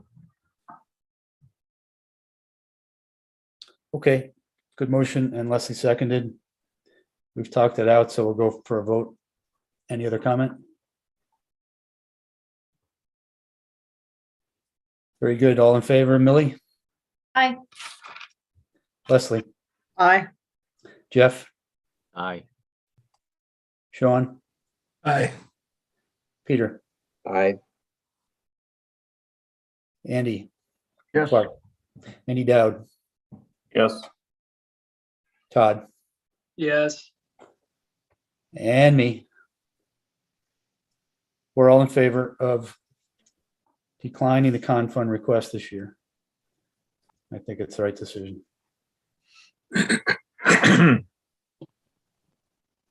Very good. That said, now we're back to the list. We go back to the shutters then. The Historical Society Building shutter restoration, $55,000 to add shutters all around the building. I guess the eligibility question is answered, and we can debate this, that by adding the shutters back, it restores the building to its old look. Does anybody have a comment on that? I agree with that. We've Agree also. supported several projects in that building, and I think it's a visible project. Willing to entertain a motion? If there's no more pre-motion comment, sure. Now you took the screen away. I move that we support the Historical Society building shutters at the $55,000 out of new revenue. Thank you. Is there a second? I'll second that. That was Peter. Yes.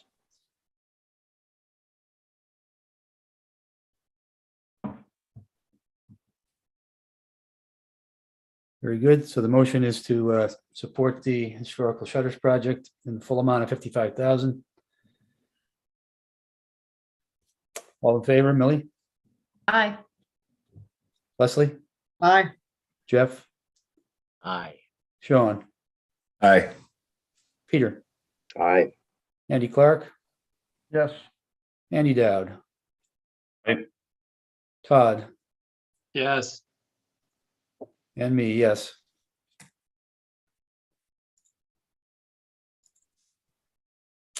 And that was out of new revenue, correct? Yes.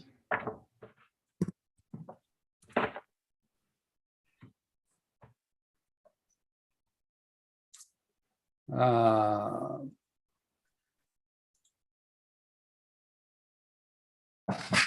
We have Mike has raised his hand. Mike, can you hear us? Yes, I can. Can you hear me? You can. Yes, I just wanted to thank the committee on behalf of the Northborough Historical Society for your vote and continuing support for our mission and our project that we're putting forth before you. Thank you. You're welcome. Make it look good. Just want to say you did a great job on sourcing the shutters and making sure they were authentic, and I think you really did outstanding job on research. And Well, thank you. Thank you. Very well. So we said yes to that. Brings us down. We got 217, 658 in projects requests. We got 104 in revenue, 813 open space reserve, 291 unreserved reserves. Next project was the Assabet Park fencing. This is the replacement upgrade, we'll call it, to the fencing primarily along the streets. As summarizing the project, the original Assabet Park program is basically out of money, and inflation being a factor in that, even with a built-in factor on the project. Scott described that they've spent through it. So we're trying to make sure when we're all done with that project that it looks nice from the outside, and I think that's really the primary reason for the fence. We can justify it for eligibility as a recreation project.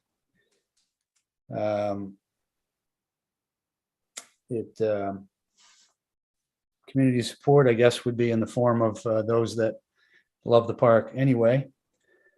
Urgency, it doesn't really get a high grade there, other than be nice to do it in conjunction with the whole project, but it does not prevent the park from being restored. And affordability, I'll leave it to you members to comment. That said, how do members feel about this guy? I'm in favor. Yep, I say we do it. Ditto. I'm in favor of it as well. Re-up. I don't want to piss off, I don't want to piss off Scott, so. I should have added that Yeah, criteria. that's a list of There's a criteria. criteria. That'd be the biggest one. Who cares about the town plan, man? Scott's gonna come after us, so Yeah. you'll be plowed in next storm. Yeah. Thanks, Andy Clark. That was probably the best reason I support as well, because Scott, you do so much for the town that I guess you're worth 20 grand. That falls under applicability, I think. Yes, ma'am. All right. I'll make a motion to fund the Assabet Park fencing out of new money. That was Jeff. Yes. Second. Second, Millie. Very good. All in favor, Millie? Aye. Leslie? Aye. Jeff? Aye. Sean? Aye. Peter? Aye. Andy Clark? Aye. Andy Dowd? Aye.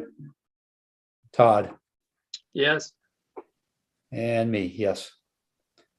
It's unanimous. You got your How come when fence. we vote, we're all Irish? Aye. Wow. Aye. Aye. So Scott, my only request, if you're still on, is, within reason, find a fence that's the most attractive possible. I know you probably bid it on your basic chain link fence, but maybe there's some other creative option out there. We'll certainly do our best, Mr. Chairman. I know you will. You always do. Great job. Thank you. All right, so my screen is locked. That's a problem. Okay, here we go.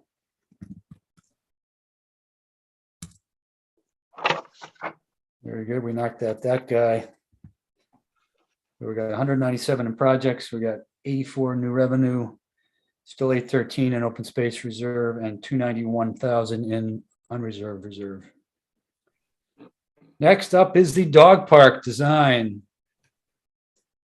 Oh my God, we've been hearing about this for so long. Let's do it. Yeah, I was gonna say, if you don't want to go forward with this, you do so at your own risk of the dog owners in town. I just have a quick question on that. I think that at the end, they said we were going to do 5, possibly 5, up to 5 Sites, yeah. sites, but no guarantee at the end that we would actually have a viable site or a guaranteed site to use. Is that correct? Because it still has to be voted. True, and I was confused at first, Millie, myself, and I don't mind telling you, frustrated. I thought that the dog park had been reviewed internally and with staff, and that a proposal was made in the past. I thought that they were at the point of knowing which site might best meet the scope and be amenable to citizens and abutters. But I think that staff is recommending they wisely take a step back, meaning unless you evaluate the sites fully and you know what what's on those sites, what are the obstacles, and then what's the plan for the park to go on those sites, then you don't have enough information to go forward and say, what's it going to cost? Because this is not the cost of the dog park. This is just design consultants. Right. And I get a little frustrated with the amount of consultants, but after I read through it and heard the applicants, I felt like they were making a good case that we've got to lay out the full plan and criteria. Then you know that, okay, this site really has it all, not to mention the best fit in town, or they make that decision. I don't think we make the decision. I believe, rec department will make it, rec commission will make it, but then, yeah, we got to go again to actually approve money to build it. So I think it's a necessary step. I think Ally's got a great reputation for projects, and We'll never know if we don't spend the money to do the study, right? So. Yep, that's true. So through the chair, Millie, we have a handful of sites in mind that we've worked with Northborough Unleashed to identify as possible locations. There's public lands, there's enterprise fund lands, and then there's private lands. The up to 5 component, we may be able to chip off 1 or 2 of those parcels very quickly when we have funds and the opportunity to go talk to a private landowner. Are you interested in this? They may say no. Boom, we take that one off the list. But generally speaking, when we do have it identified, the way the scope is written is we do conceptual layouts at up to 5, just visioning level stuff, and then proceed forward with actual survey and design for the preferred one, which puts us in a good position for future funding, whether it be through the CPA or through a grant fund, maybe the Stanton Foundation, who funds dog parks. Right. Does this study work with or cover things like regulations or management or any things that will come down the road, or is there a committee that would be involved? I mean, once we get the study and find the site, is there things we should be getting lined up to continue development of the process?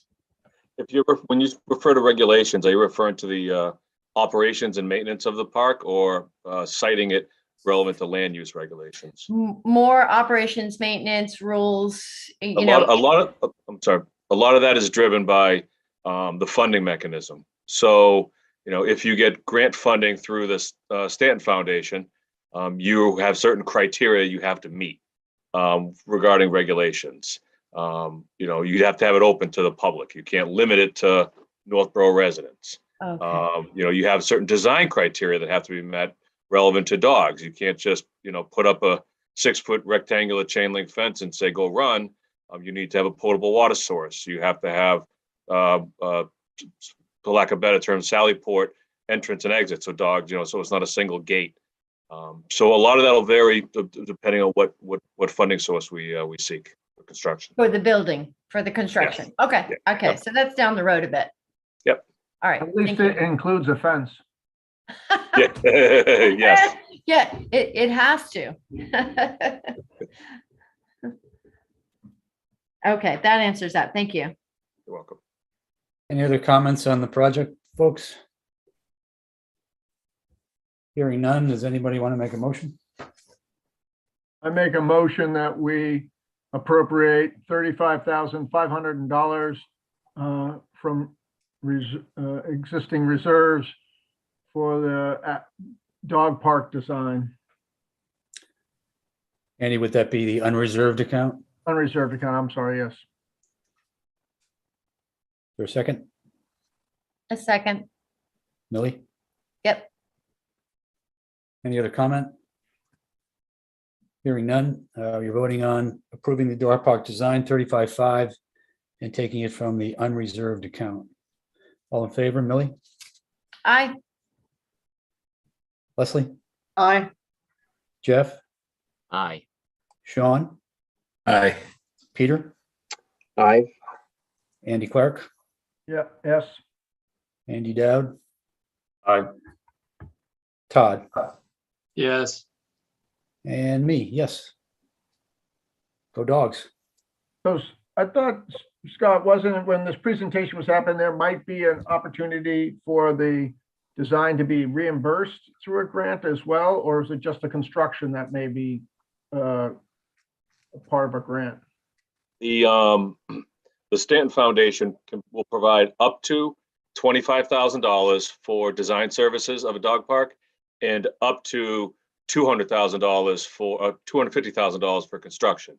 So the goal and objective here is to get a site done, selected, surveyed, conceptually designed with a cost estimate. So then we can go to the Stanton Foundation for future funding.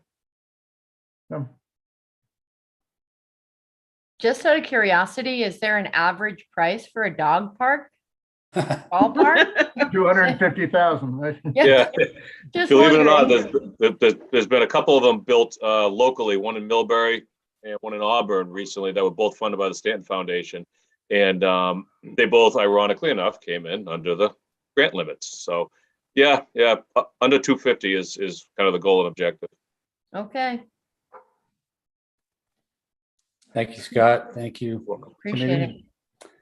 committee. Glad we voted that one in. I don't want to hear from dog owners. Okay, next up is the Senior Center ADA trail design. As you recall, we saw a nice map of a trail that actually partially exists around the property surrounding the senior center. And the trail would be upgraded, providing a surface that would be accessible and markings and so on. This is a design study, not the build of the trail, but study to, again, dictate everything that's needed. And when you're dealing with ADA, I believe, again, it's a necessary step to have the design study done. Project is supported by the Trails Committee. They do an excellent job. It has eligibility under open space and rec. Has large community support, not just the seniors that will go to the center, but anybody can use it. Looks like a good idea. In terms of urgency, not necessarily urgent, just timely. And I believe it was described that grants are going to be available, and that's part of the reason for wanting to move it forward. Affordability in terms of the design, not too bad for consultant work. So that said, any comments on this project? It's a great project. Perfect location at the senior center. Great use of the land that's there. Great use of the trail that's already there. I think it's great. Yeah, I participate in the master plan implementation meetings. One of the things that they've identified through town is improved mobility as well as accessibility. And this would be one of the only wheelchair accessible trails in the area. excellent. Good point. Very good. I'll offer a motion if you're ready. Yes, sir. I move that we vote to spend $28,500 for the senior center ADA trail design and take that out of new revenue. That's the correct term. Second that, Is that Peter? Jeff. Jeff, I'm sorry. Motion by Annie, seconded by Jeff. Any further comment? Hearing none, all in favor of approving the ADA trail design and spending from new revenue? Millie, Aye. Leslie, Aye. Jeff, Yes. Sean, Yes. Peter, Yes. Andy Clark, Yes. Andy Dowd, Yes. Todd, Yes. Yes. and me, yes. It is approved from new revenue, 28.5.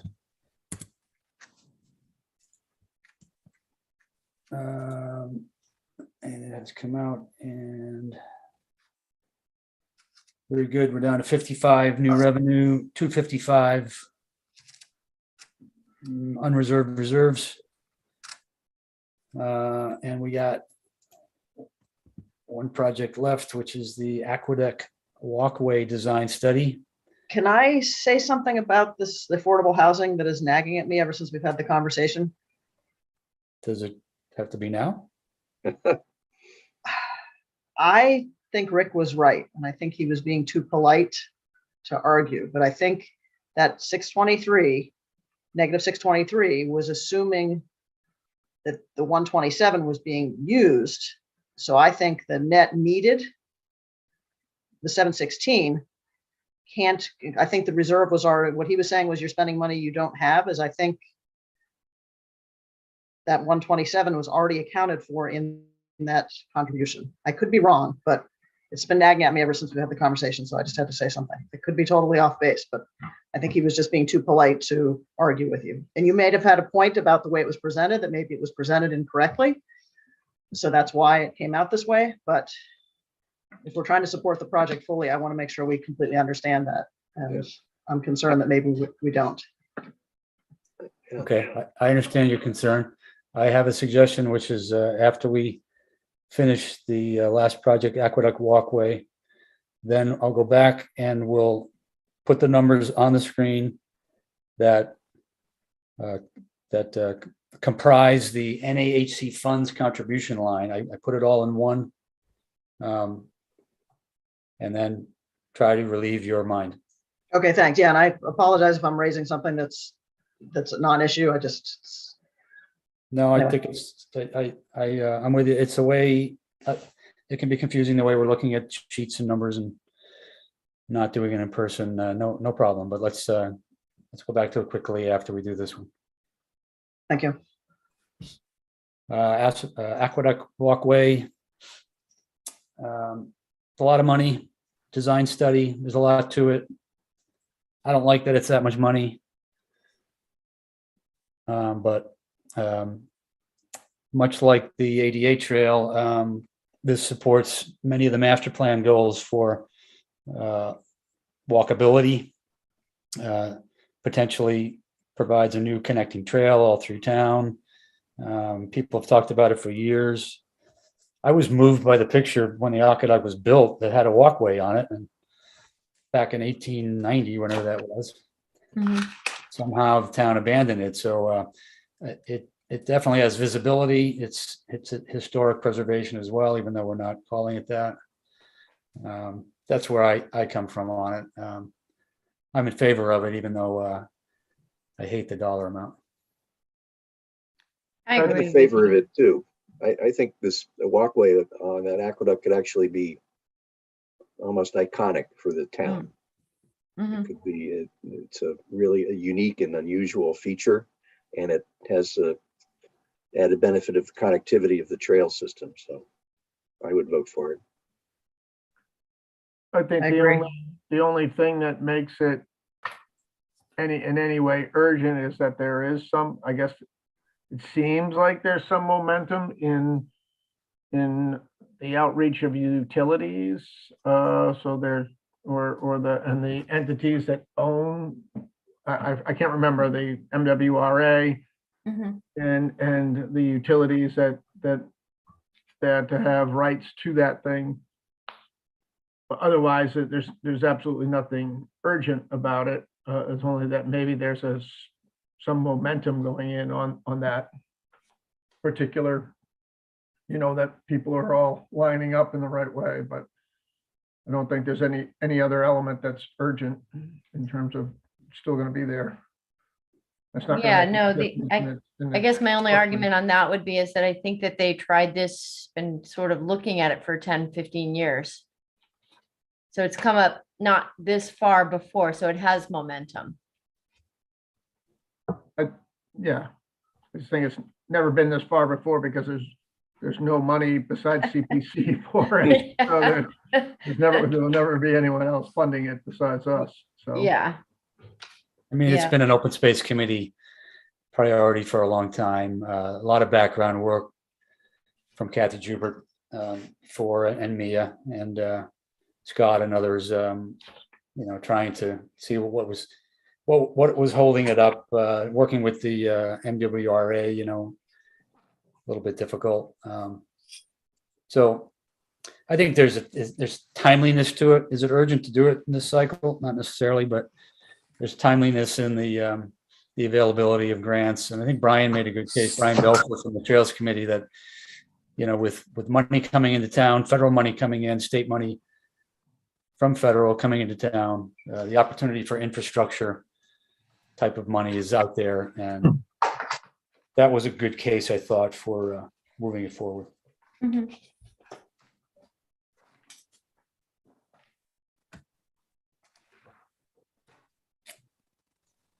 Any other input? And if not, anybody want to make a motion? And make a motion to contribute $133,658 to the aqueduct walking design out of new revenue. Have to be unreserved, eh? Oh, sorry, I'm looking in the wrong column. So you can split it, right? Because Yeah, then we you- don't have to make a motion to move funds. Right, I would recommend the motion, spend all the remaining new revenue, since we've agreed, we passed over a conservation fund.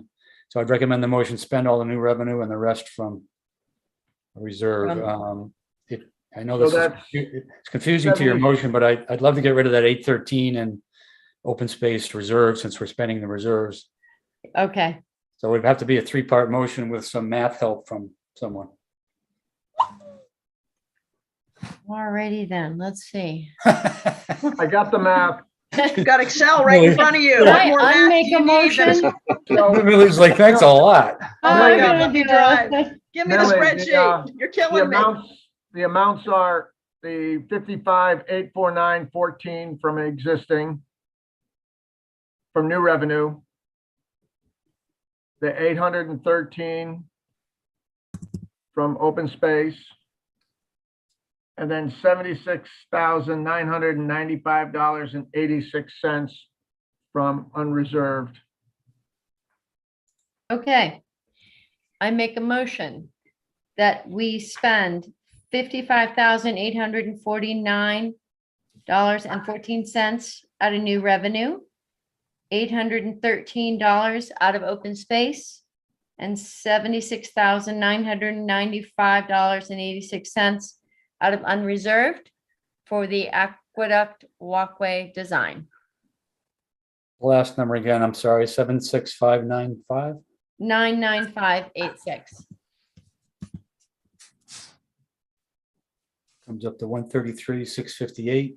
Bingo. Ooh, nice job, Andrew. Thanks for the math help, folks. So the motion is expended from those three categories. New revenue, 813 from the open space reserve and 76,995.86 from unreserved, leaves us a balance in the unreserved of 178. Any further comment? Hearing none, I'll call for a vote. All in favor, Millie, Aye. Leslie, Aye. Jeff, Aye. Sean, Yes. Peter, Yes. Andy Clark, Yes. Andy Dowd, Yes. Todd, Yes. and John. It is done. All right, guys, we made that work. Now, quickly, it's 9:10. We have the review of the affordable money I'm going to do right now, and then we have to approve minutes. And that's pretty much it. So bear with us for just 5 more minutes here. I'm going to do this. Mr. Chairman, while you work on your spreadsheet, I just want to thank you and the other commissioners for your support tonight. I appreciate it and look forward to standing at the mic with you. Thank you very Thank much. you, Scott. Thank you. Thanks, Scott.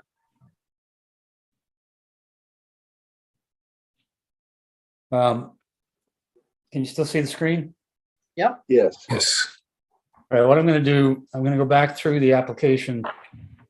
And, by the way, we still need to make motions that move the money for NAHC anyway.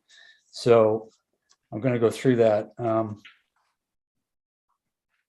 I'm still on the call, John, if you need any help with anything. Thanks, Rick. I was just gonna ask if Thank you, Rick. you were here. Appreciate that. So you heard me accuse you of being polite? Oh, no. I I'm was- always polite, Leslie. That's true. That's true. Okay, so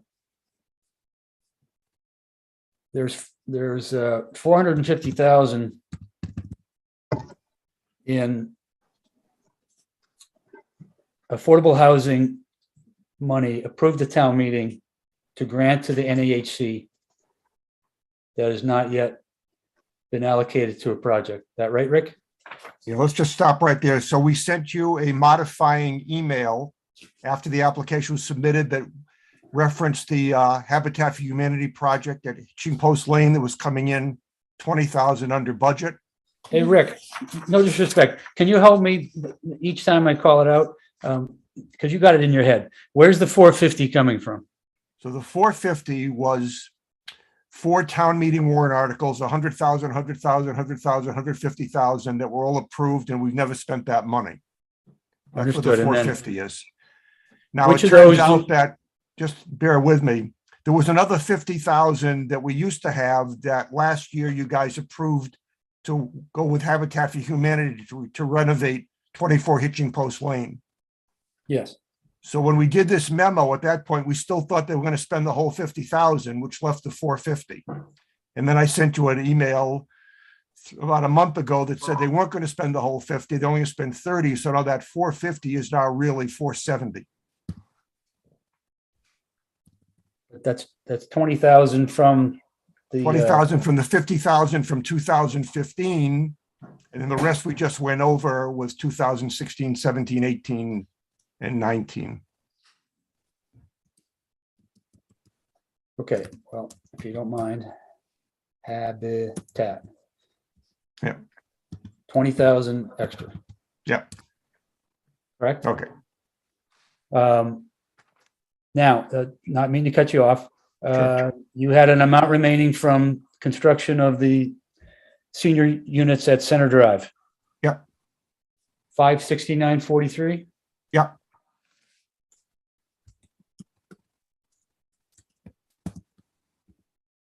minus 569.43.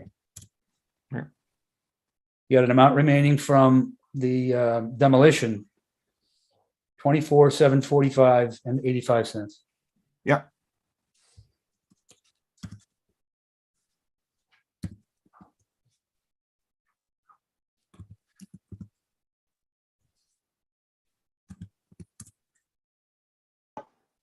Um,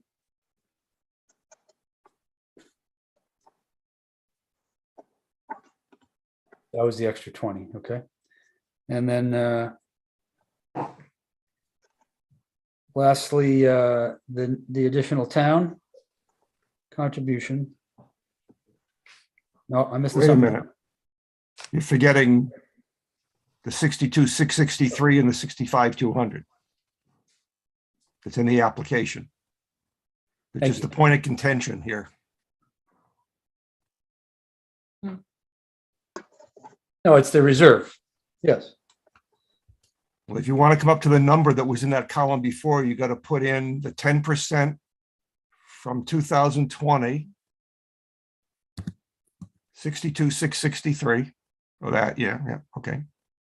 That's those two. Yeah, so that should add up to the 623, 178, 28.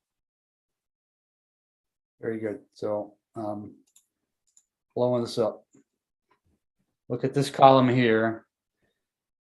Project total, NAHD fund contribution that town's already holding.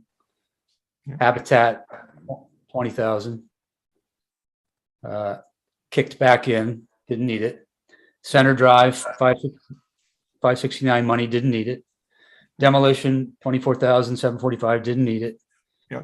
All available. The reserves voted in at the last two town meetings, 127,863. Yeah. And the town is offering 100,000. That gave us the number of 716,821, 72 cents that we used in our evaluation of the project. We accounted for it with highlighting there 230, 547 in new revenue, 86 cents. We accounted for it with 127,863 in reserves as part of our motion.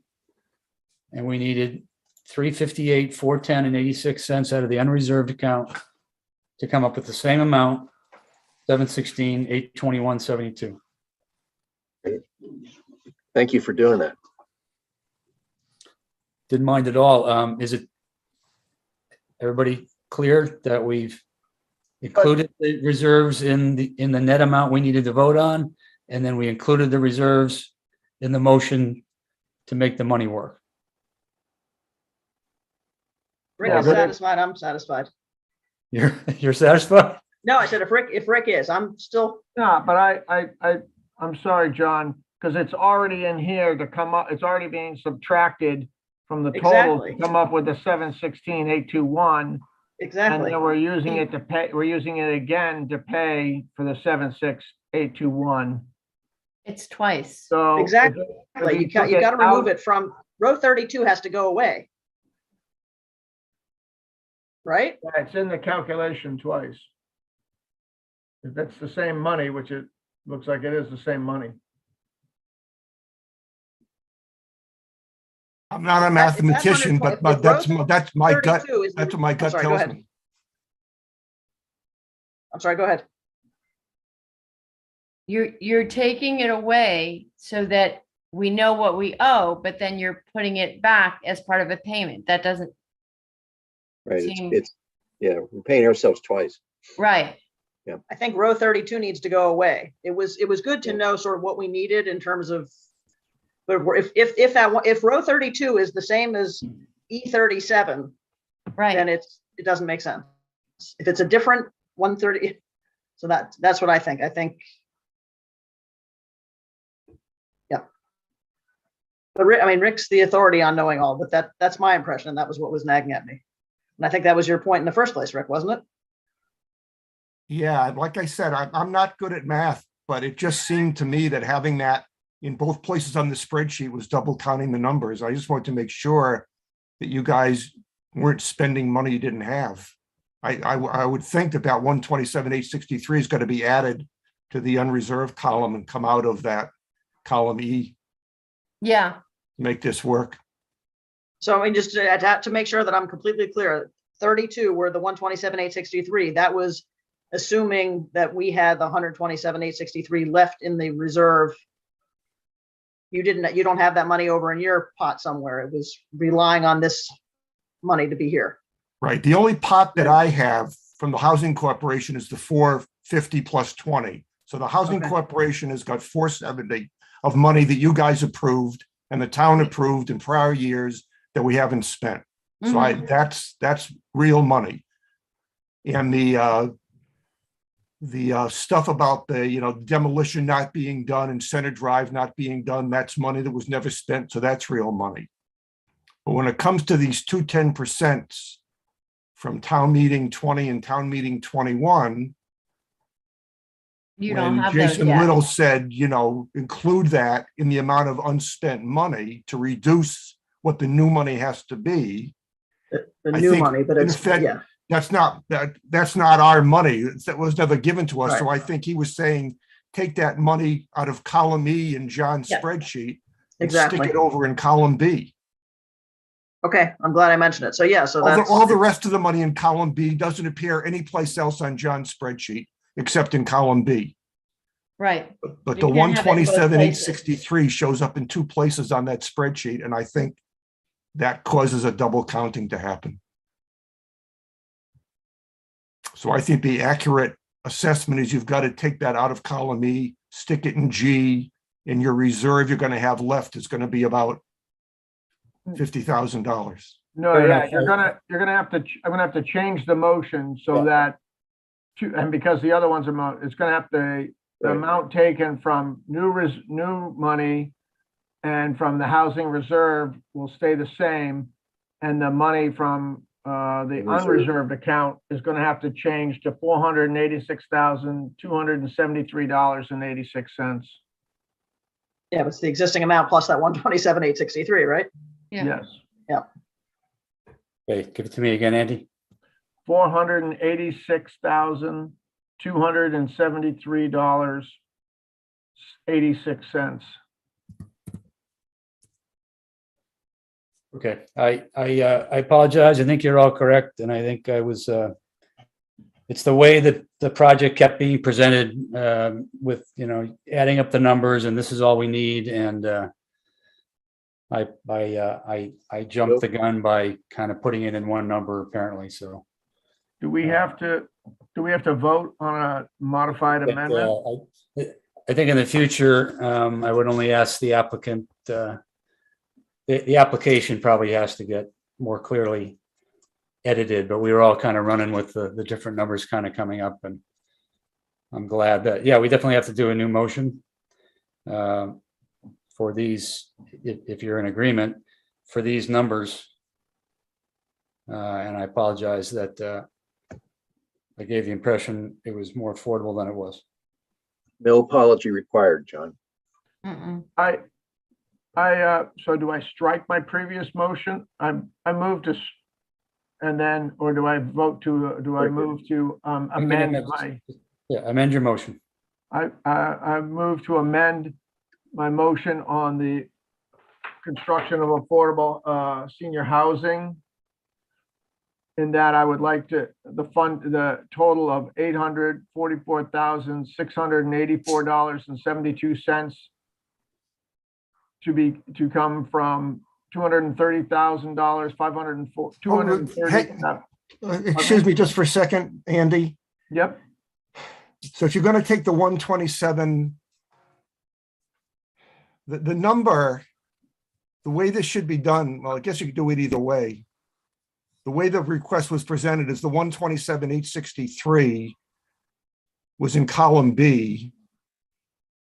But I guess, John, if you want to zero it out of the spreadsheet, you have to do it this way. I guess the math is going to work out the same way. It's just now, Well, what the you're reminding me application was is, asking for 716 something, and now the spreadsheet saying 844. But I can see if you want guys, to get what you've reminded us is that the reserves of affordable housing was 127,863. It was part of our reserves. It was part of our total. I don't care which column you put it in. right. And, and unfortunately, it just came from all the different applications that say, we only need this much amount because we have all this. And that's where I got off on the tangent and put that one number in there. So it's very clear to me now. You just read across the column, you need three amounts. It's really 844, 684, 72 that we need to come up with. Right. So, and that 120, we still have to vote to move it out of the unreserved, out of the affordable housing reserve account anyway, regardless, even though it's in there for that purpose, we haven't spent it yet. So it has to be part of this motion for us to spend it. Correct. I think that's what you're talking about, Rick. It's not automatically spent yet. Right. Yeah, I understand. So Basically, the way I want to summarize it is, if we had this to do over, the application from affordable housing would have been 844,684. Yep. Yeah, Johnny, you and I could have talked about that before the meeting because I wasn't aware of your spreadsheet. So I was just taking the numbers that Jason gave me. Yeah, I understand, Rick. He gave me It's no those blame. numbers, so I put them in the application. Yeah, it's, I'm not blaming anyone, just moving on. It was complicated. But I think we got the right, I'm glad you called it out. I'm glad we did it over. Regret the error, but that we got the right items in there. So the amended motion has been made? Yes? Second. And did somebody just say second? Yes, Jeff. Thanks, Jeff. I want to make a note.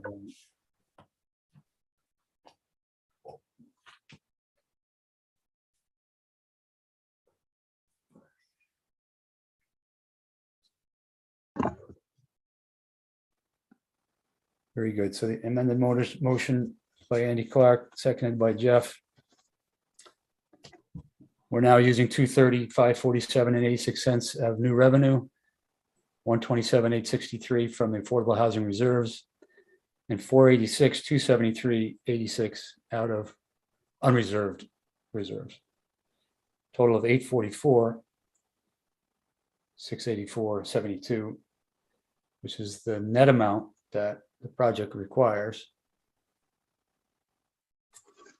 I think we got it. All in favor then? Millie, Aye. Leslie, Aye. Jeff, Sean, Aye. Peter. Aye. Andy, Easy. Clark, yes, Andy Bauer, Easy. Todd, Yes. and John, yes. Okay, glad we got that right. I'll clean up this for the town. Now, Rick, you still on? Yes, So we need to approve, we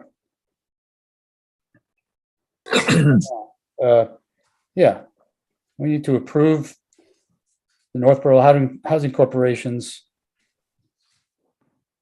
request that the prior monies from town meeting be used for this project. Is that true? We always vote to Vivian. approve your proposals, correct? yes.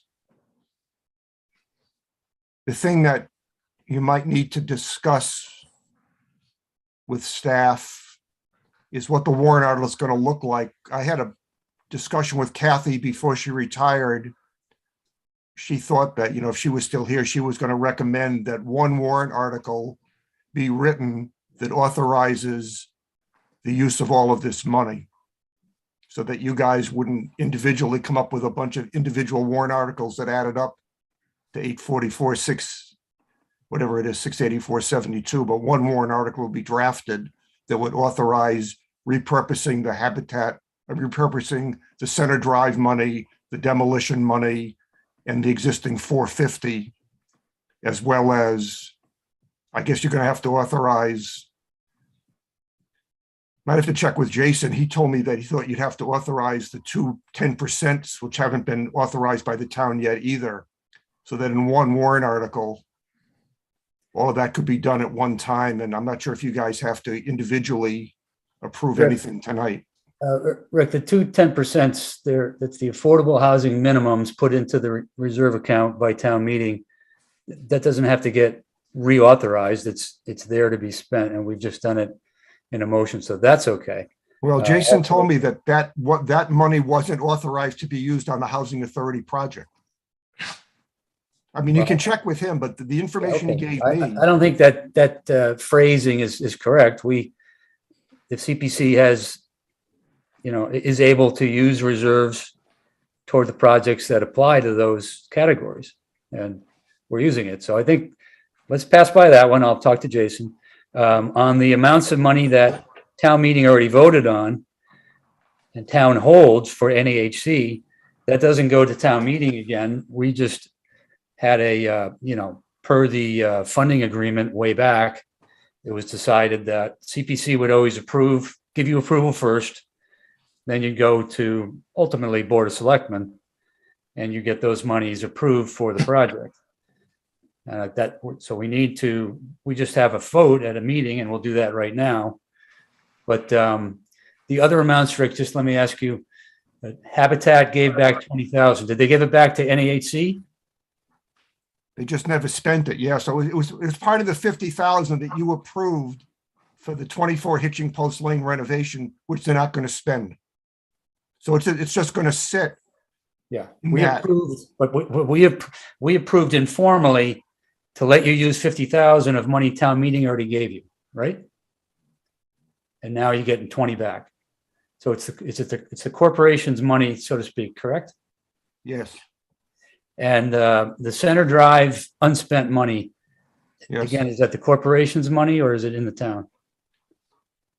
Center Drive, it's not the corporation's money. It was a $600,000 warrant article to build those 4 units at Center Drive. And I was a good guy, and we came up $569.43 short of 600,000. And so I called up the accountant and said, I'm going to write you a check. And I sent him a check for that money to balance it out. So that's money that now is back in the town's account. Okay. And then the demolition money.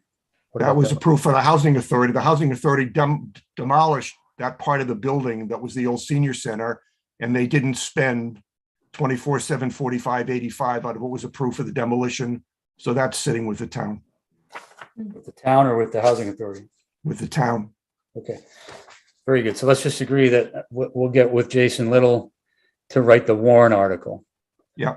Um, And you might check with them about that 450. Like I said, it might make more sense on the floor of town meeting to present the whole 844 for approval as opposed to presenting the 844 minus the 450.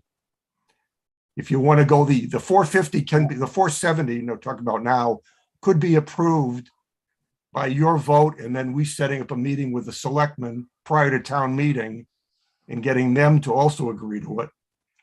And then you could say you don't have to take that 470 to town meeting, but it's going to be kind of weird talking about this project with $470,000 of the funding not included in the total.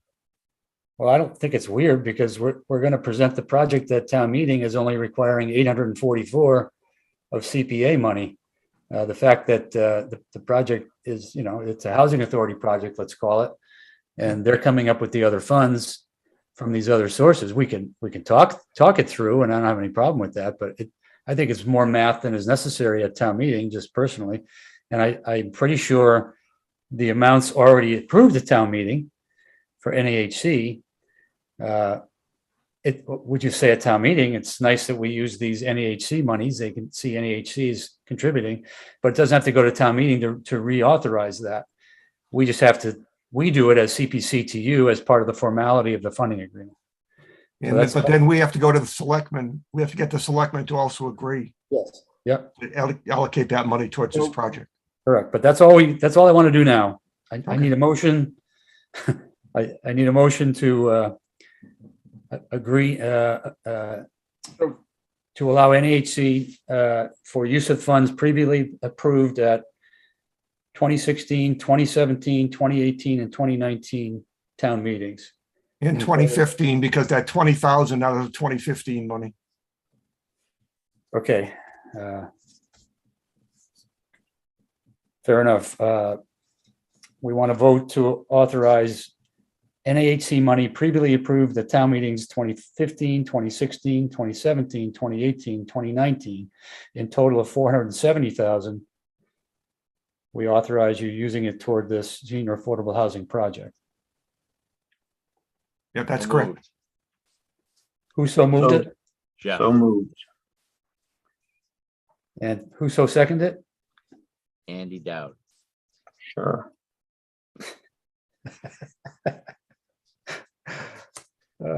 Okay, I'm going to call for a vote on this. All in favor? Millie, Aye. Leslie, Aye. Jeff, Aye. Sean, Aye. Peter, Aye. Andy Clark, Yes, Andy Dowd, Yes. Todd, Yes. and John. Yes. I'm pretty sure that's all we got to vote tonight. It's getting late. We're losing it, so I'm not going to belabor too much. We definitely got to get with Jason Little. We can meet by phone. We can do a conference call. Rick, if you want to be included, we just make sure we get the warrant correct. But I'm comfortable that correcting the error, we know that we needed to vote for 844,684, and we did. Yeah. We left ourselves with a paltry 51,000 in reserves, but as discussed before, I believe that we'll find next year that is in excess of 200,000 or 300,000 based on the other money not accounted for. Once again, thank you all very much for your support and going through this. I appreciate your forbearance. And Rick, I Thank you, appreciate Rick. your patience with me over shouting you, so to speak. So to speak. But this was the most complicated affordable project that you brought forth, so glad we got through it. we'll blame Kathy. Oh, great. All right, quickly, I don't want to leave the minutes unapproved till a future meeting because we may not have one for a while. We have minutes from January 27th meeting. That was the second of the public hearings. I'm sure everybody's reviewed it. I have a suggested edit quickly, and it has to do in the front page. Second major paragraph down that says review of available funds. It talks about Mr. Campbell saying things. And I want it to be a little more clear. Second sentence is the state also released additional reserves. I want to say the state recently released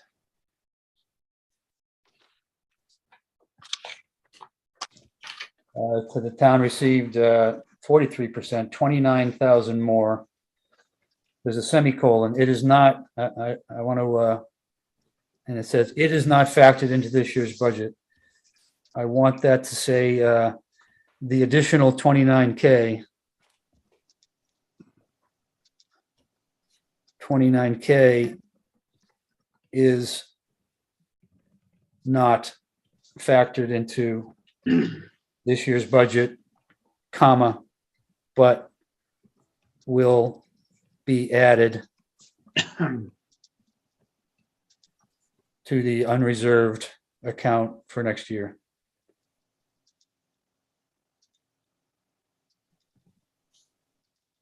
That makes more sense. I make a motion. Hold on. Wait. And one more thing, and in the last sentence, it says, there is also debt service for White Cliffs, period. 1,534,334 is available for fiscal 23. I first read that and I thought it was relating to the White Cliffs, and I just wanted to clear it up by just saying,